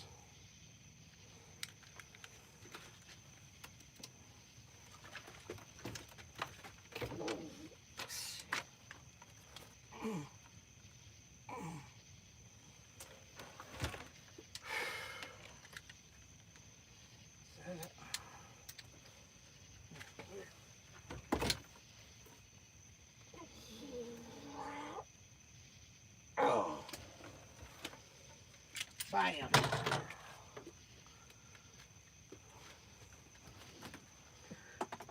$40 and some change. That is a slob. All right. Tell me the best way to get some video of this sucker.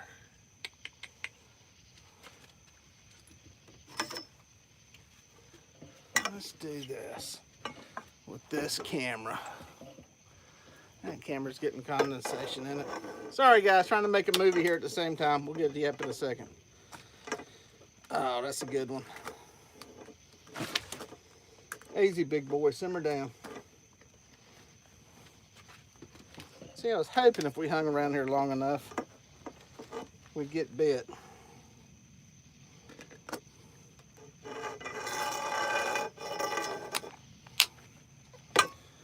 This camera up there. Sorry, I'm finagling some stuff here, folks. Bear with me. Bear with me.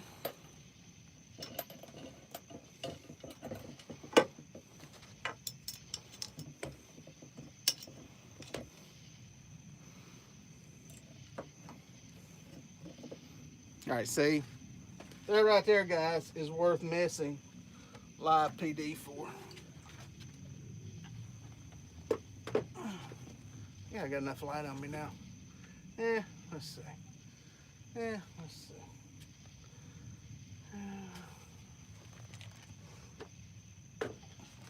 See if that does it. All right, let me get my hands on this sucker.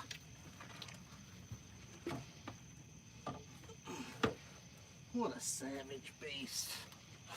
Easy. Oh, there it is. It's a good fish. A monster.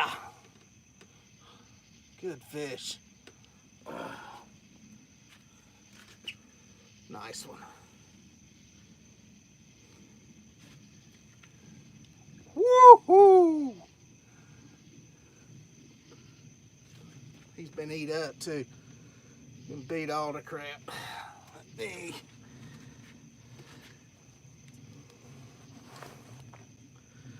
make sure that camera's good. It's a good looking fish. Some video of him here. Make sure he ain't got a tag. No tag. Got some scars on his head. That's a beast. Oh, yes. Another shot down that camera. Oh. Good fish. Real good fish. All right, guys. Last looks. It's going back alive. It's a good one. That's a good one.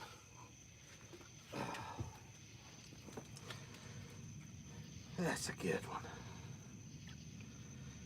Oh. Looking at all the marks on it. I think it's been beat to crap. Make sure he ain't got no hooks in him. All right, let's get him back alive. Ready? Here we go.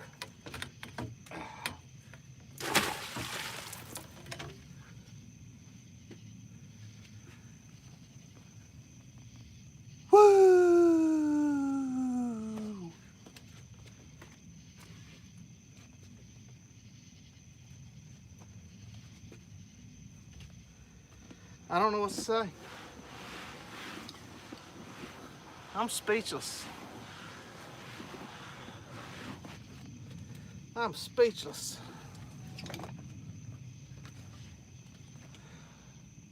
That was a fish. That was a fish.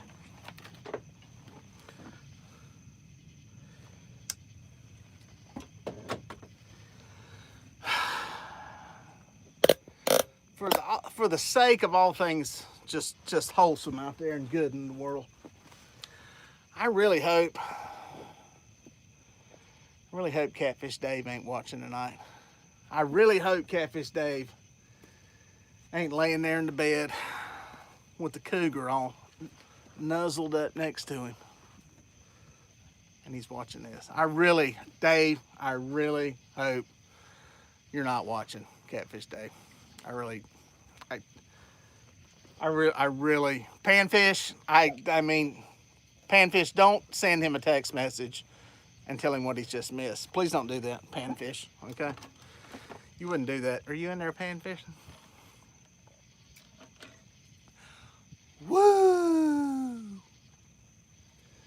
That may be a new world record for the biggest flathead ever caught live on Lake Wylie. I think it is. So, I fished 40 plus. Yeah, it was like, I tried to get more out of him when I reweighed him, but he's 40 and a couple of ounces past it. So that's a slob of a fish. I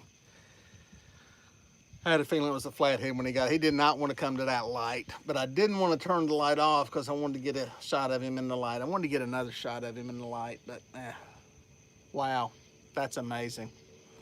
That is a amazing night maker right there.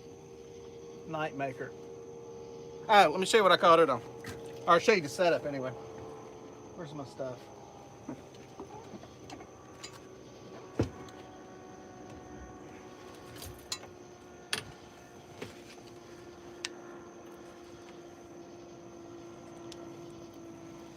It's funny, we kind of got into two fish right away.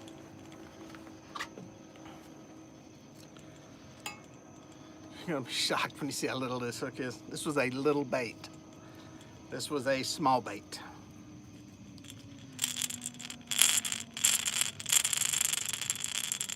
What is that? That is a catfish sumo rattle. It's one of the Zara spook style rattles. It's caught a bunch of fish. It's kind of a bluegill color.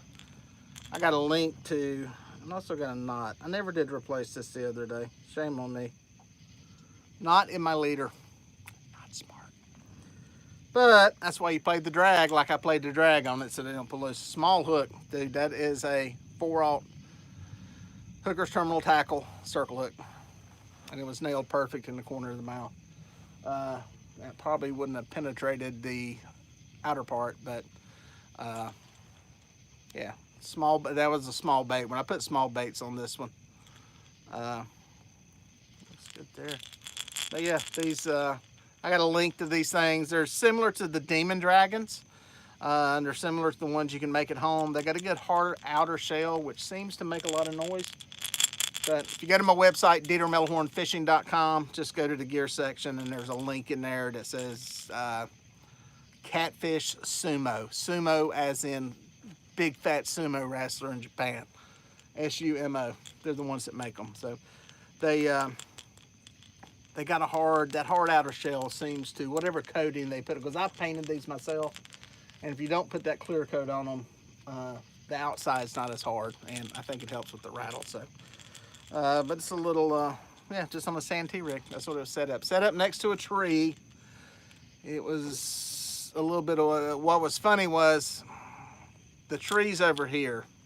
The bait was on this side of it. Luckily, when the fish hit it, and then I heard the line going, he went the other way, away from the tree. So, and what I was doing was trying to keep the rod tip high, trying to keep that fish coming up in the water column, and you could tell he kept wanting to go down. What scale do I use? I'll show you. It's a Rapala. It's a, hang on, I'll show you. It's a 50-pound scale. I've got, God, y'all gonna make me sit here now. I ain't gonna leave yet. Let me do this. Bear with me. go take a pee break, get a drink. I'm gonna get a charger, plug it into the phone, get some bait, get some stuff back out, clean up the mess. So I'm still here. Take a pee break, get a drink. Let me get this stuff done.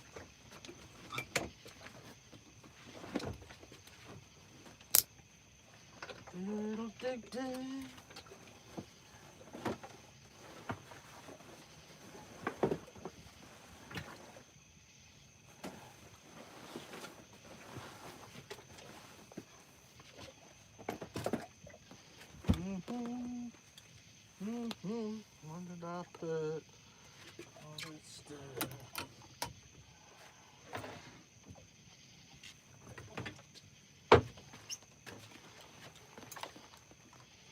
Yeah, nobody call Catfish Dave and let him know this happened. He's gonna be upset. He'll be upset.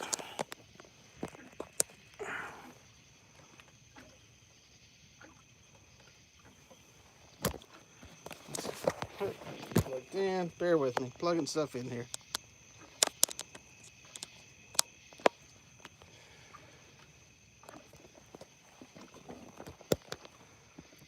I hope it's charging. I think it's charging. We'll find out. Let's get the net secured.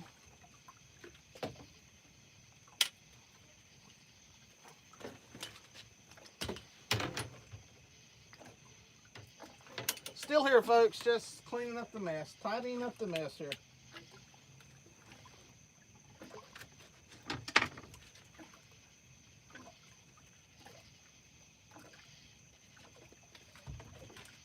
Ah, dang it, you fish, you jumped out. Oh, what am I reading?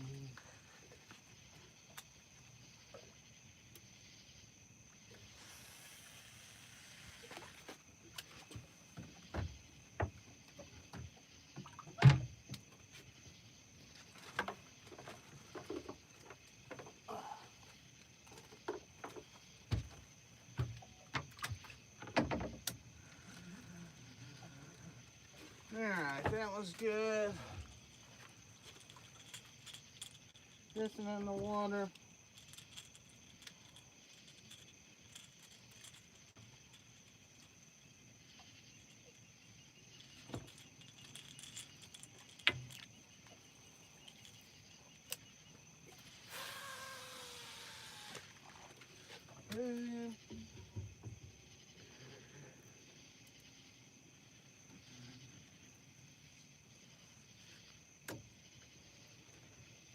Bam.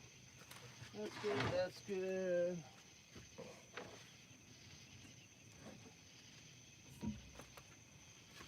Check one more bait here and make sure it's good. Is that a fish? It's around a limb. It's around a tree. Ah, I knew it.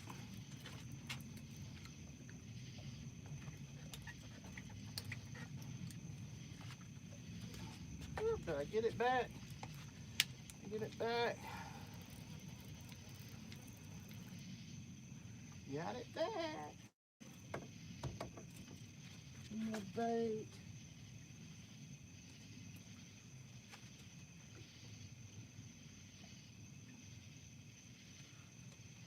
All right, putting on a live bait.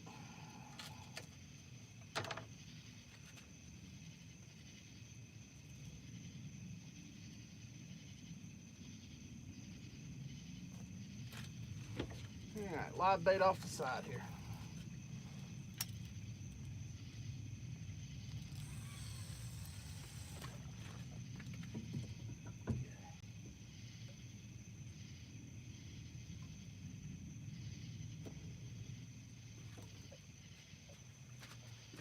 All right, folks, I'm still with you.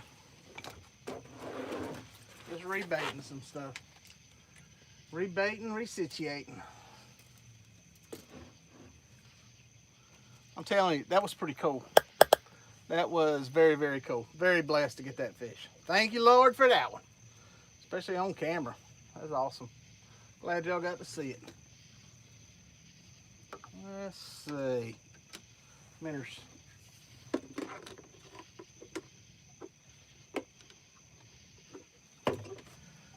Dropping some baits back down, and I'll get back tuned in with you here. Just really hoping I get some perch in here, but they are not dragging in. Coming down there.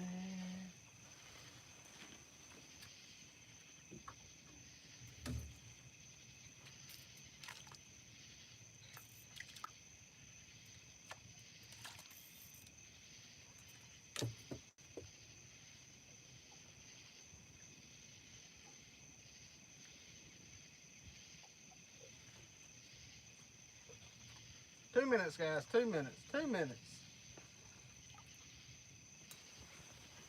The thing that's weird about the fish that are coming into the light, they're not spooked. It's kind of weird.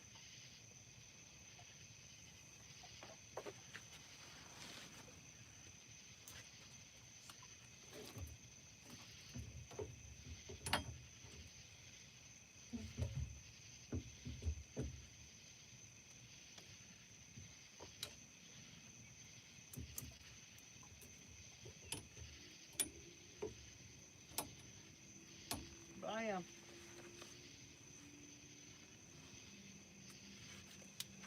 Alright. Let's shut up and see what happens here.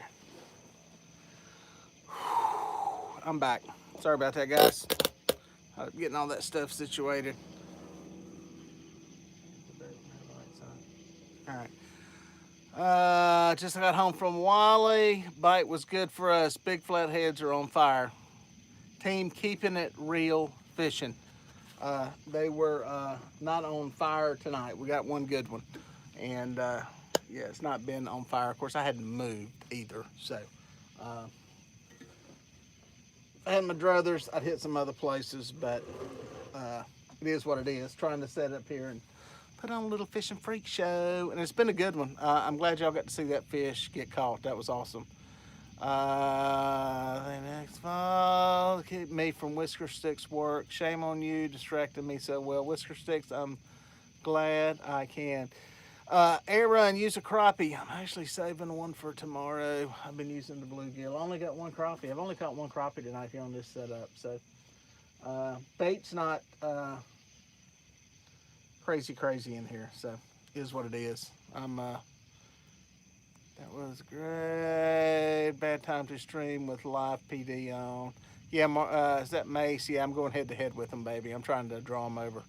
Dave's cougar looked pretty mean the other day when she told him to take out the trash. Probably so. I said what I'm gonna do is when I go out there, I'm gonna anonymously send her a spa weekend package. So maybe she'll go off to the spa and get her toes done and get all prettied up, and Dave can sneak away and go fishing, and we can do a live shot. Oh, sorry, seen something in the water. So we can do some live feeds together, but I don't know. We'll see what happens. So thank you, Whisker Sticks. We caught some fish anyway. That's a good thing. And caught a whopper. That was a heck of a flathead. I hope I got decent video of it on these other cameras. The issue out here filming this stuff, and it's kind of what I was playing around with today, is the direction of stuff and the light, and it's just hard. As y'all can tell, when I light that up, that lights me up. You can't see that over here, so it's just it's tough. Yeah, 85 degrees was somebody was asking the water temperature. Cool just a little bit, but not a whole lot. So it's getting more and more better and better flathead fishing, and it's kind of what I've been out here these last couple of trips targeting. It's just anchoring up on some of these trees and trying to get on them. So the baiter, panfish, he did not. He had to rebait rods. Okay, yeah. Yeah, that's pretty hot. It's about normal for us here. I know in the Tennessee River it may be a little bit cooler, at least in the upper reaches of it is. It's about normal for us. We've had 88 and 89 degree water already this year, so you know, we had some rain that helped cool it. It was cloudy most of the day today. That helped, and temperatures, you know, we're getting less and less daylight too. That's the other thing. So as that happens, we'll get, you know, they'll start to drop. They'll hang here in the 80s for a while, and we're still a month at least from getting down into the 70s. So we need those shorter days is what we need to start cooling it down, and that's when the fishing will get really, really, really good.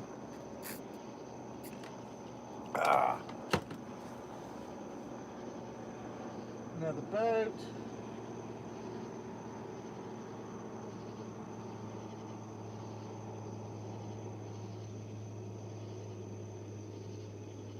Yeah, sorry. Look at this. See what we had here.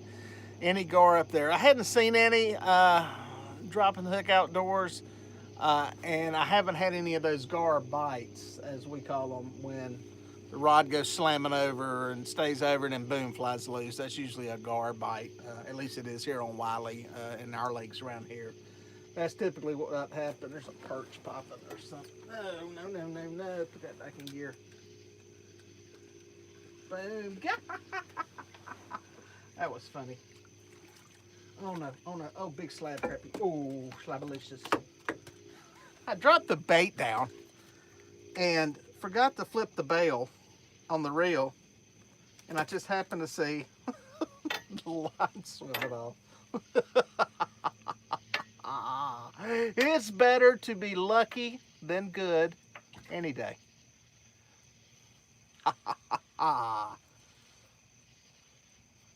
That is funny. You little sucker. You sucker. You almost got away. Goodbye, Yeah, I forgot. I dropped the baits down and didn't flip the bail over, and I just seen the line going. So crazy. Getting delirious here in the late hours. Let me drop another bait on there. Now let me get some water on this bait too. Don't go anywhere. I'm not gonna fall in. Just stay right here.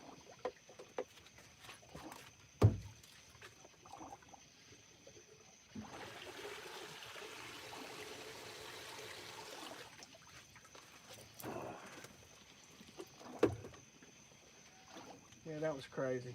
Crazy, crazy. We'll take it though. Maybe these things, you know, it's funny. It was like this the other night when Grayson and I were out here.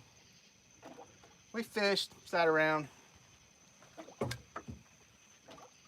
Never really caught anything. And then, well, it was going on 12:30, 1 o'clock, 1:30, something like that. We started catching fish, so I don't know.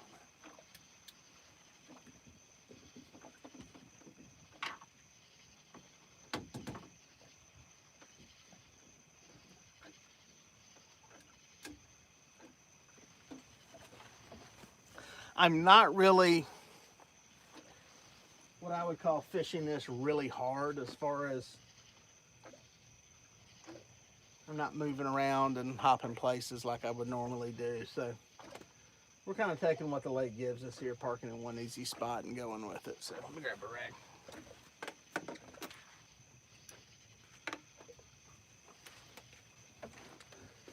Depending on where I fish tomorrow, those crappie are either going to be bait or they're going to be a sandwich.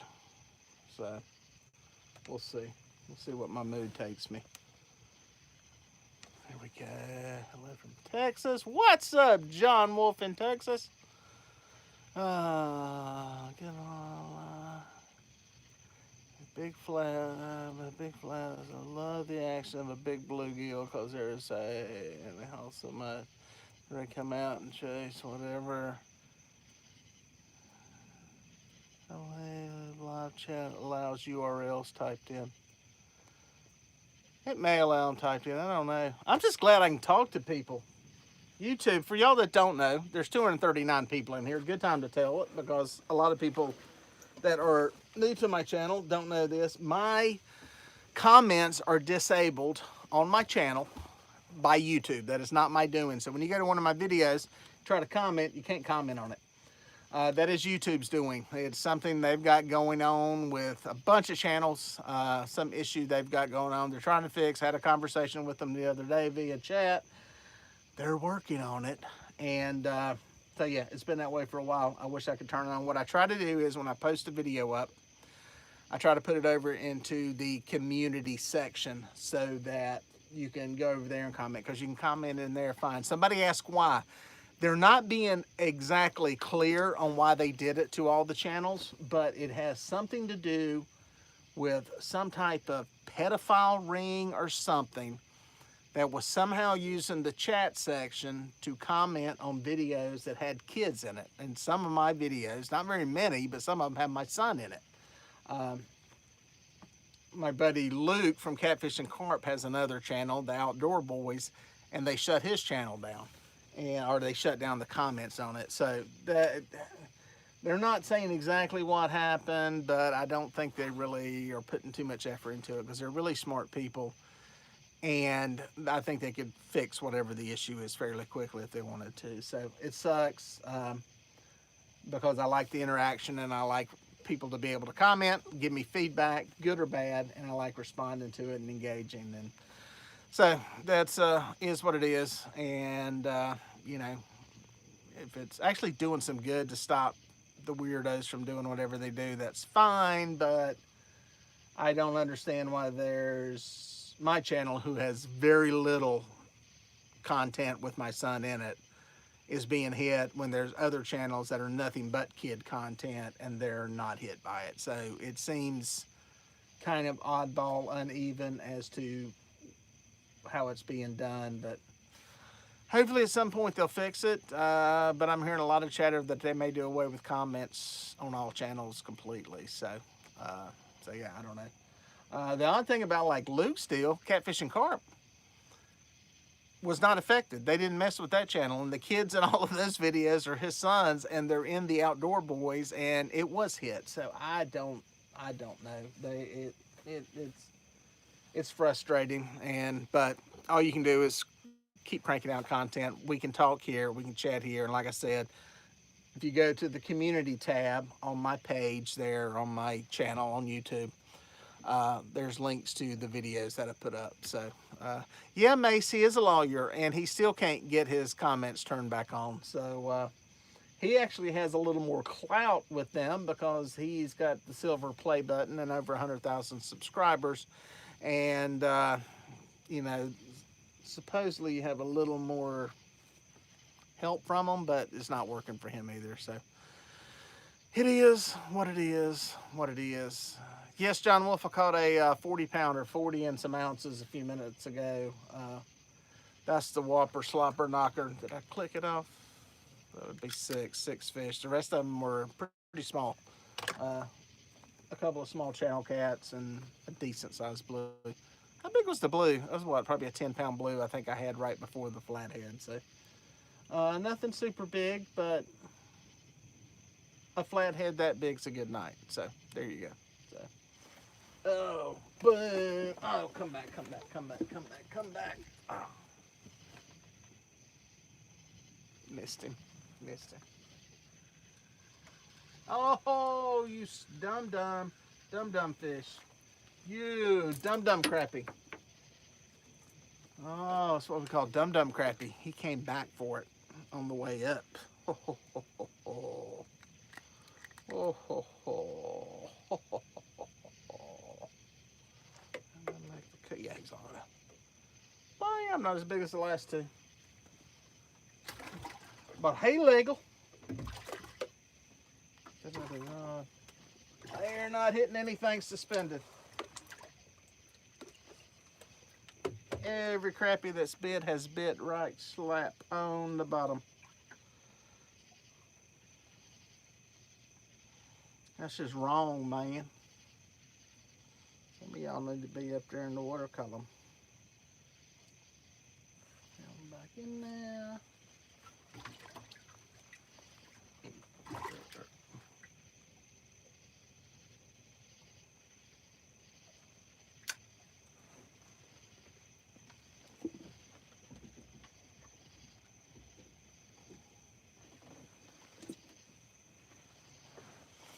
Shoes back on. What'd I miss? Oh, it's me.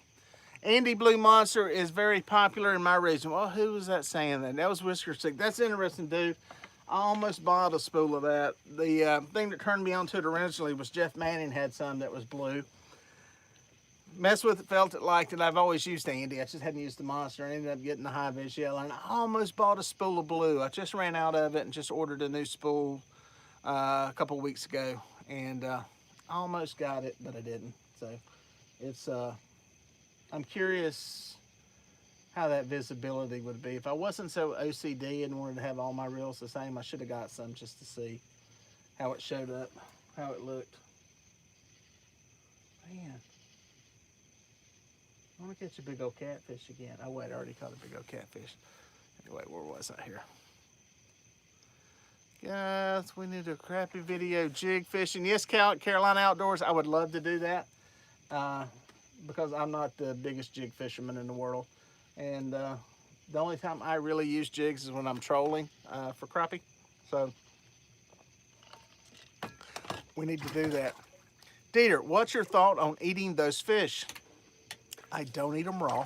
No, I'm just kidding. Here's the deal.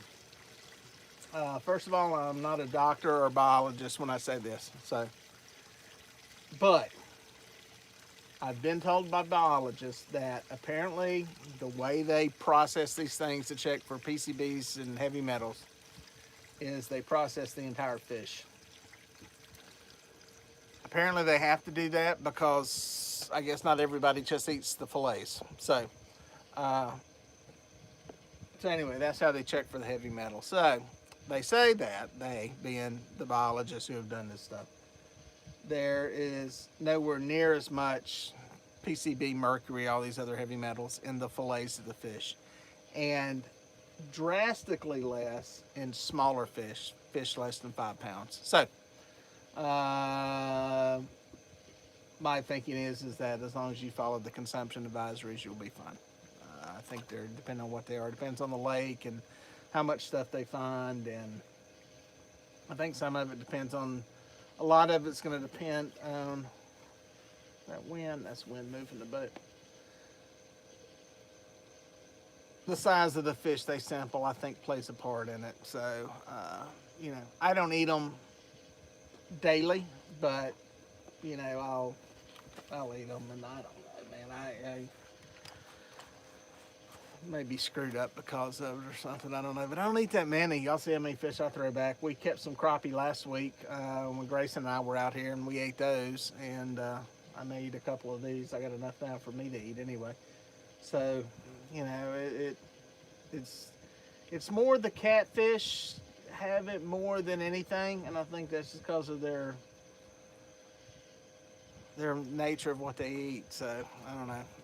I don't go nuts over it.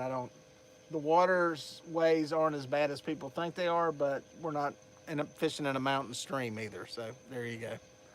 Love your channel, Dieter. Hope I spelled your name right, as Catfish Dave doesn't know how to spell it. Ha ha, Rick, that's funny.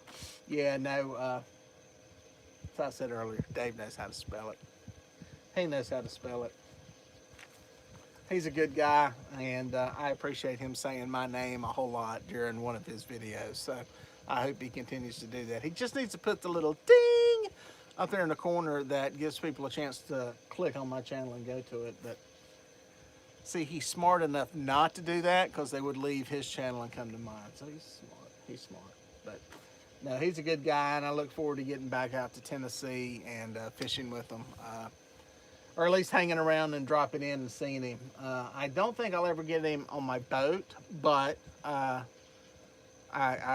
like to make another cameo in one of his videos when he bank fishes somewhere out there. So, do you think you would do a trip with Catfish Dave? I'm going to meet up with him the next time I'm out there when he's out there bank fishing.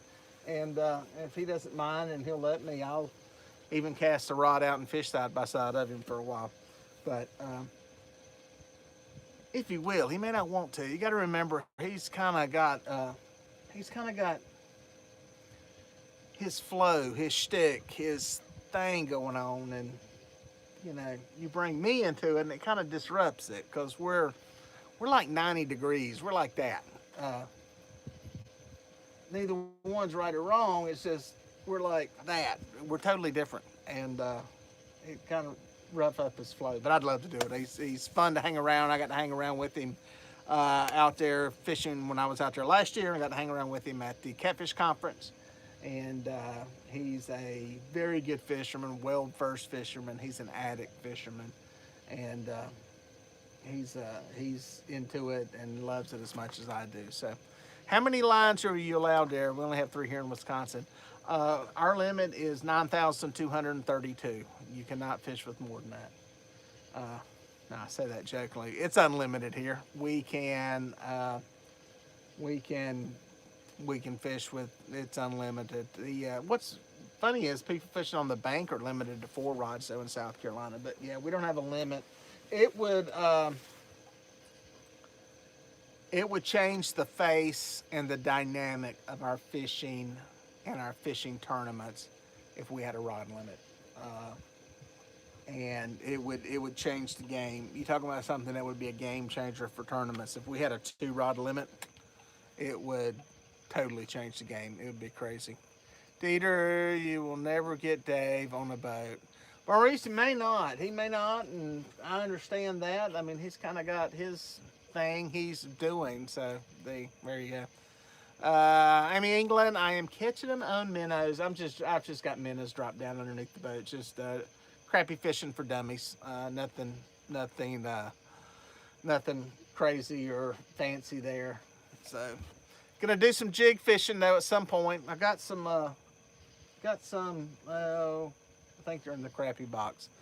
We have a 2 rod limit here in Ohio. Yeah, see that's crazy. Is that 2 rods on a boat? Because that's a game changer. So it's why I guess everybody takes people fishing with them all the time out there. So Freelon and Indiana, yeah. I mean, you know, honestly, it'd make my life easier if I had to fish with less rods. Because we can fish with them, you kind of don't feel like you're trying really hard if you don't fish with all of them. So it would make my life easier if they would reduce the number of rods we get fish with. I've made the suggestion on the tournaments to change it to a 4 rod limit. People don't like that. That you're talking about something that game changer, levels the playing field. Crazy.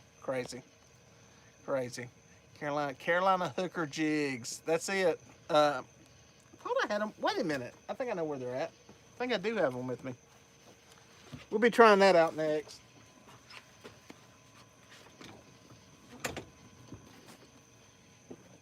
Put them in my little tackle box I love. I think I might have put them in here. Yep, I did.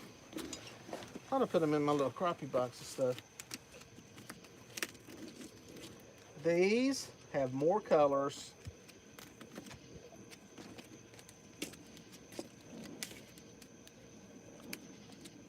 These are pretty. White. You can never go wrong with white. There's the money maker. I think that's the money. Where'd it go? I think that's the money maker. Chartreuse and white. Oh, that's bad light. Bright light. I got a bunch of them. We need to cut the light down a little bit. There's the name. I'll have more on this later, but here's the name on it. Carolina hookers.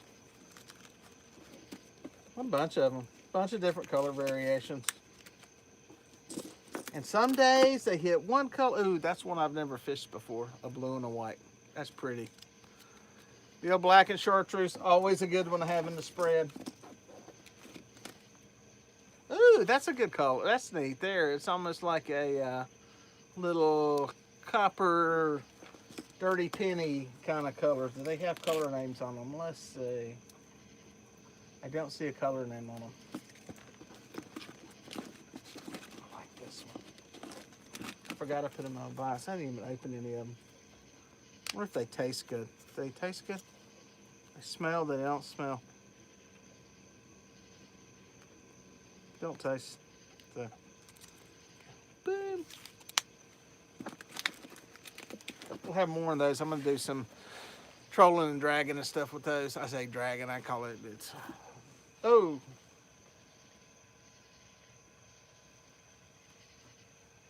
Perch or something come up, blew up right there in my light. So, well, I like the 4-6 Romula idea and taste, yeah. So, Wiley, thanks for letting everybody know what's going on there, Whisker 6. it's nice you put the fish back. Good job, buddy. Yeah, man, that's I'm catching and release on trophy fish, dude, and that's just the way it is on my boat. I've got some people that I've done some guide stuff with, and that's my rule. Anything over 10 pounds goes back. If you don't want to do that, I've got some other people I can refer you to. So that's just kind of the way I roll. Yeah, it is what it is. I'm in it for, oh God, that water sucks out that drain when I turn off the live well, and it sounds like ripping line. Anyway, yeah, I'm into it for the game and the chase. And yeah, if you want to catch eating fish, we can catch plenty of eating fish. That ain't a problem. But yeah, I let the big ones go. And, you know, it's perfectly legal to keep them. You know, I understand people are different situations and all that, but that's what I do. And, you know, I'm confident that I'll get to catch another one. I don't need to parade it around and show it to people. I can take some pictures of it. I couldn't take any pictures this time because my phone was tied up. I need to keep my other old phone on here to take pictures with. That would be a good idea. But, yeah, it's, I let them go, man. And I encourage y'all to do the same. I encourage you to watch my channel, learn how to catch them, and have confidence that you can catch them again, and you won't mind letting them go. So who's that? Face Fixer, Spikester, Fixer, about 61 pounds. I got a couple of them right around 60, 61. So it's biggest catfish anyway. Got some bigger sharks, but biggest catfish. So I'm gonna try to top that. I may have to go to different waters, but that's one thing.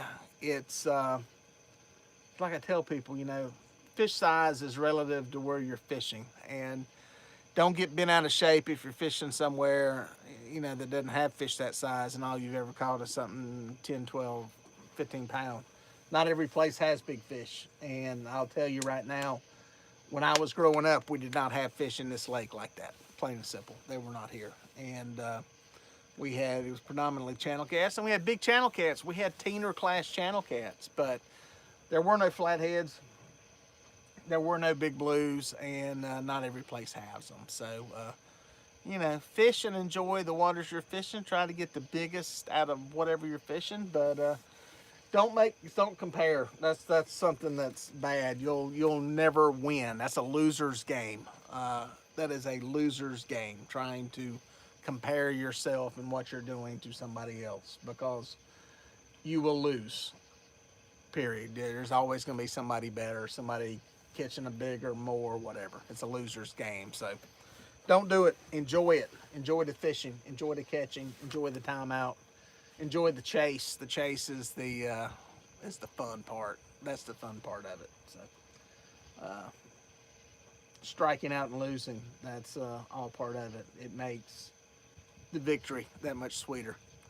Man, that sounded like a pep talk, didn't it? So, but it is, man. That's the way I look at this stuff.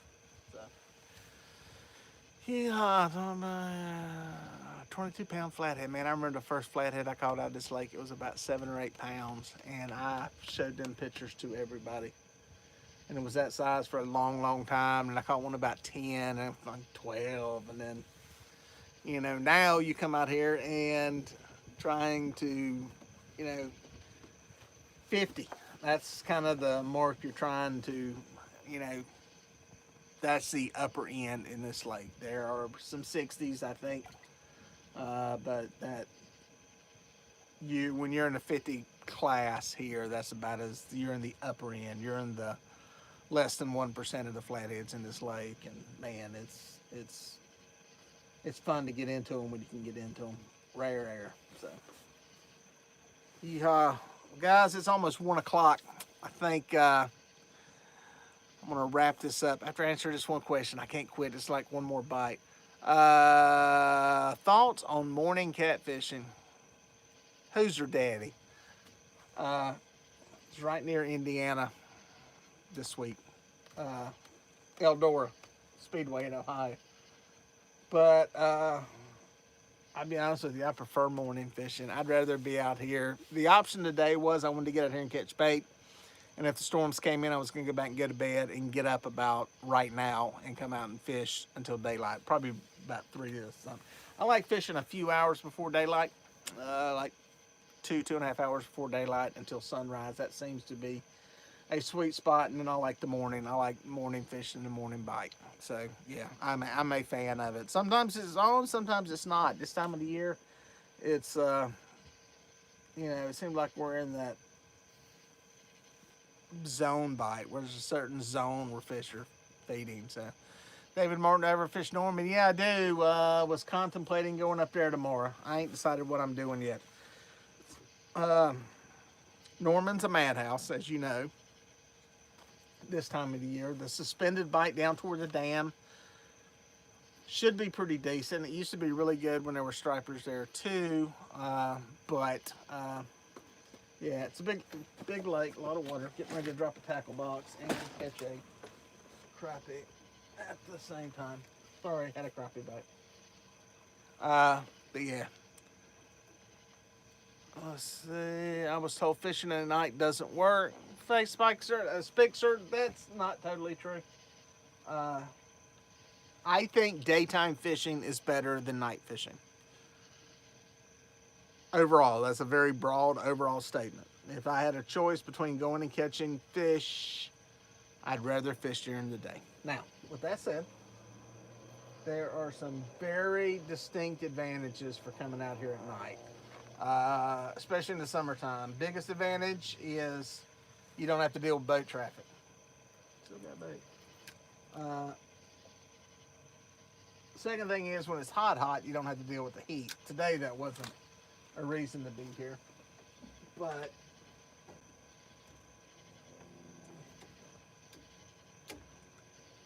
sorry, trying to do this and stay in the frame. Here's my take on why I think people think catfishing is good at night. Traditionally, fishing for catfish has been a blue-collar working man's pursuit. And a lot of these people, especially in the South, worked, you know, blue-collar working, you know, a job somewhere, and, you know, worked all week, got off on the weekend, or you were trying to go during the week, you'd go at night after work. I think there's something that ties back to that. I think part of it is people think of it as a summer sport too. A lot of the fishing done at night because it's cooler, get away from the heat, that kind of thing. I see no real reason to fish at night. I mean, if I had to pick one, I'd pick during the day. However, it is nice to get out here like tonight, especially when there's some storms coming through. Runs all the weekend warriors off the water, and you kind of got the place to yourself. That's one of the big advantages. Things are calmed down. Boat traffic doesn't play a part.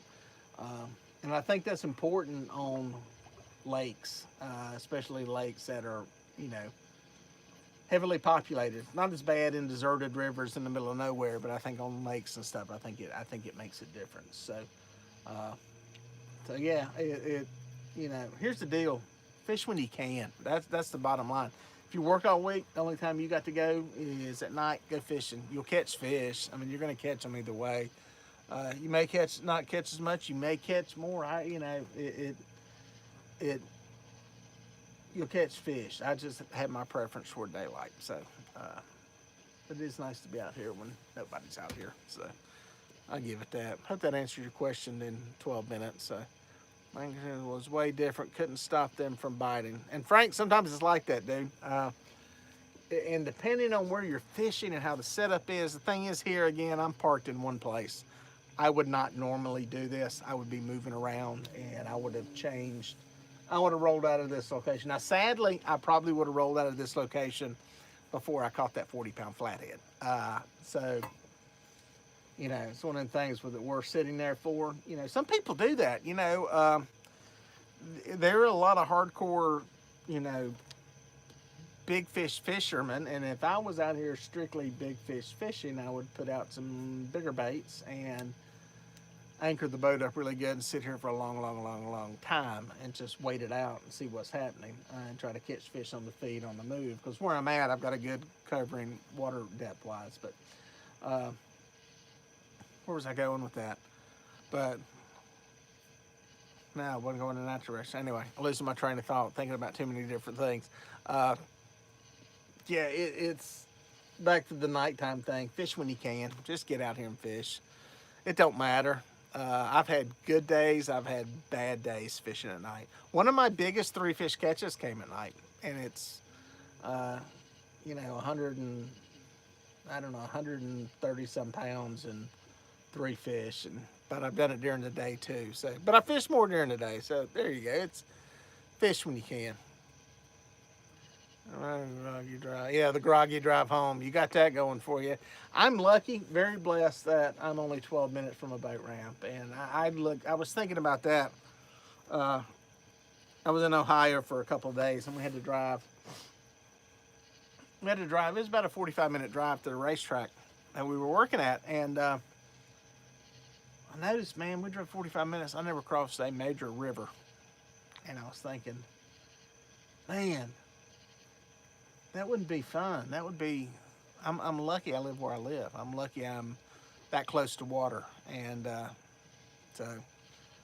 White Castle. We do not have White Castles here. Are you in California or west? Because we do not have, you must be west of here somewhere, because we don't have White Castles. I know they got them in Tennessee. I think they got them around Nashville. I think there's some over that way. Must be, but I've ate at them before. Those little bitty baby burgers, and don't they have like mustard on them? So they're basically a hamburger on a roll. Isn't that what that is? And it's got like onions and mustard on it. You're making me hungry now. So anyway, guys, I'm gonna wrap this up. It's about 1 o'clock in the morning. I may try to do this again tomorrow. So make sure you're subscribed. And I meant to tell everybody that I was going to do it on my Dieter Melhorn Fishing on Facebook, but I forgot to, so I apologize. But apparently a bunch of people got notified. So thanks for watching. And yeah, stay tuned. I'll have videos. I think I'm narrowing down, by the way, let's say this real quick. Tuesday and Friday is going to be my video days as far as putting up videos, edited videos, that kind of thing. And then Thursday has been my day for the podcast, but I'm going to try doing 2 podcasts a week. So I'm going to try doing one on Monday and Thursday. So as always, go to DieterMelhornFishing.com. It's got links to all my stuff, all the videos, all the gear, all that kind of crap. So that's the best hub of everything that's going on. So let y'all go. Y'all go get some sleep, and we'll catch you next time.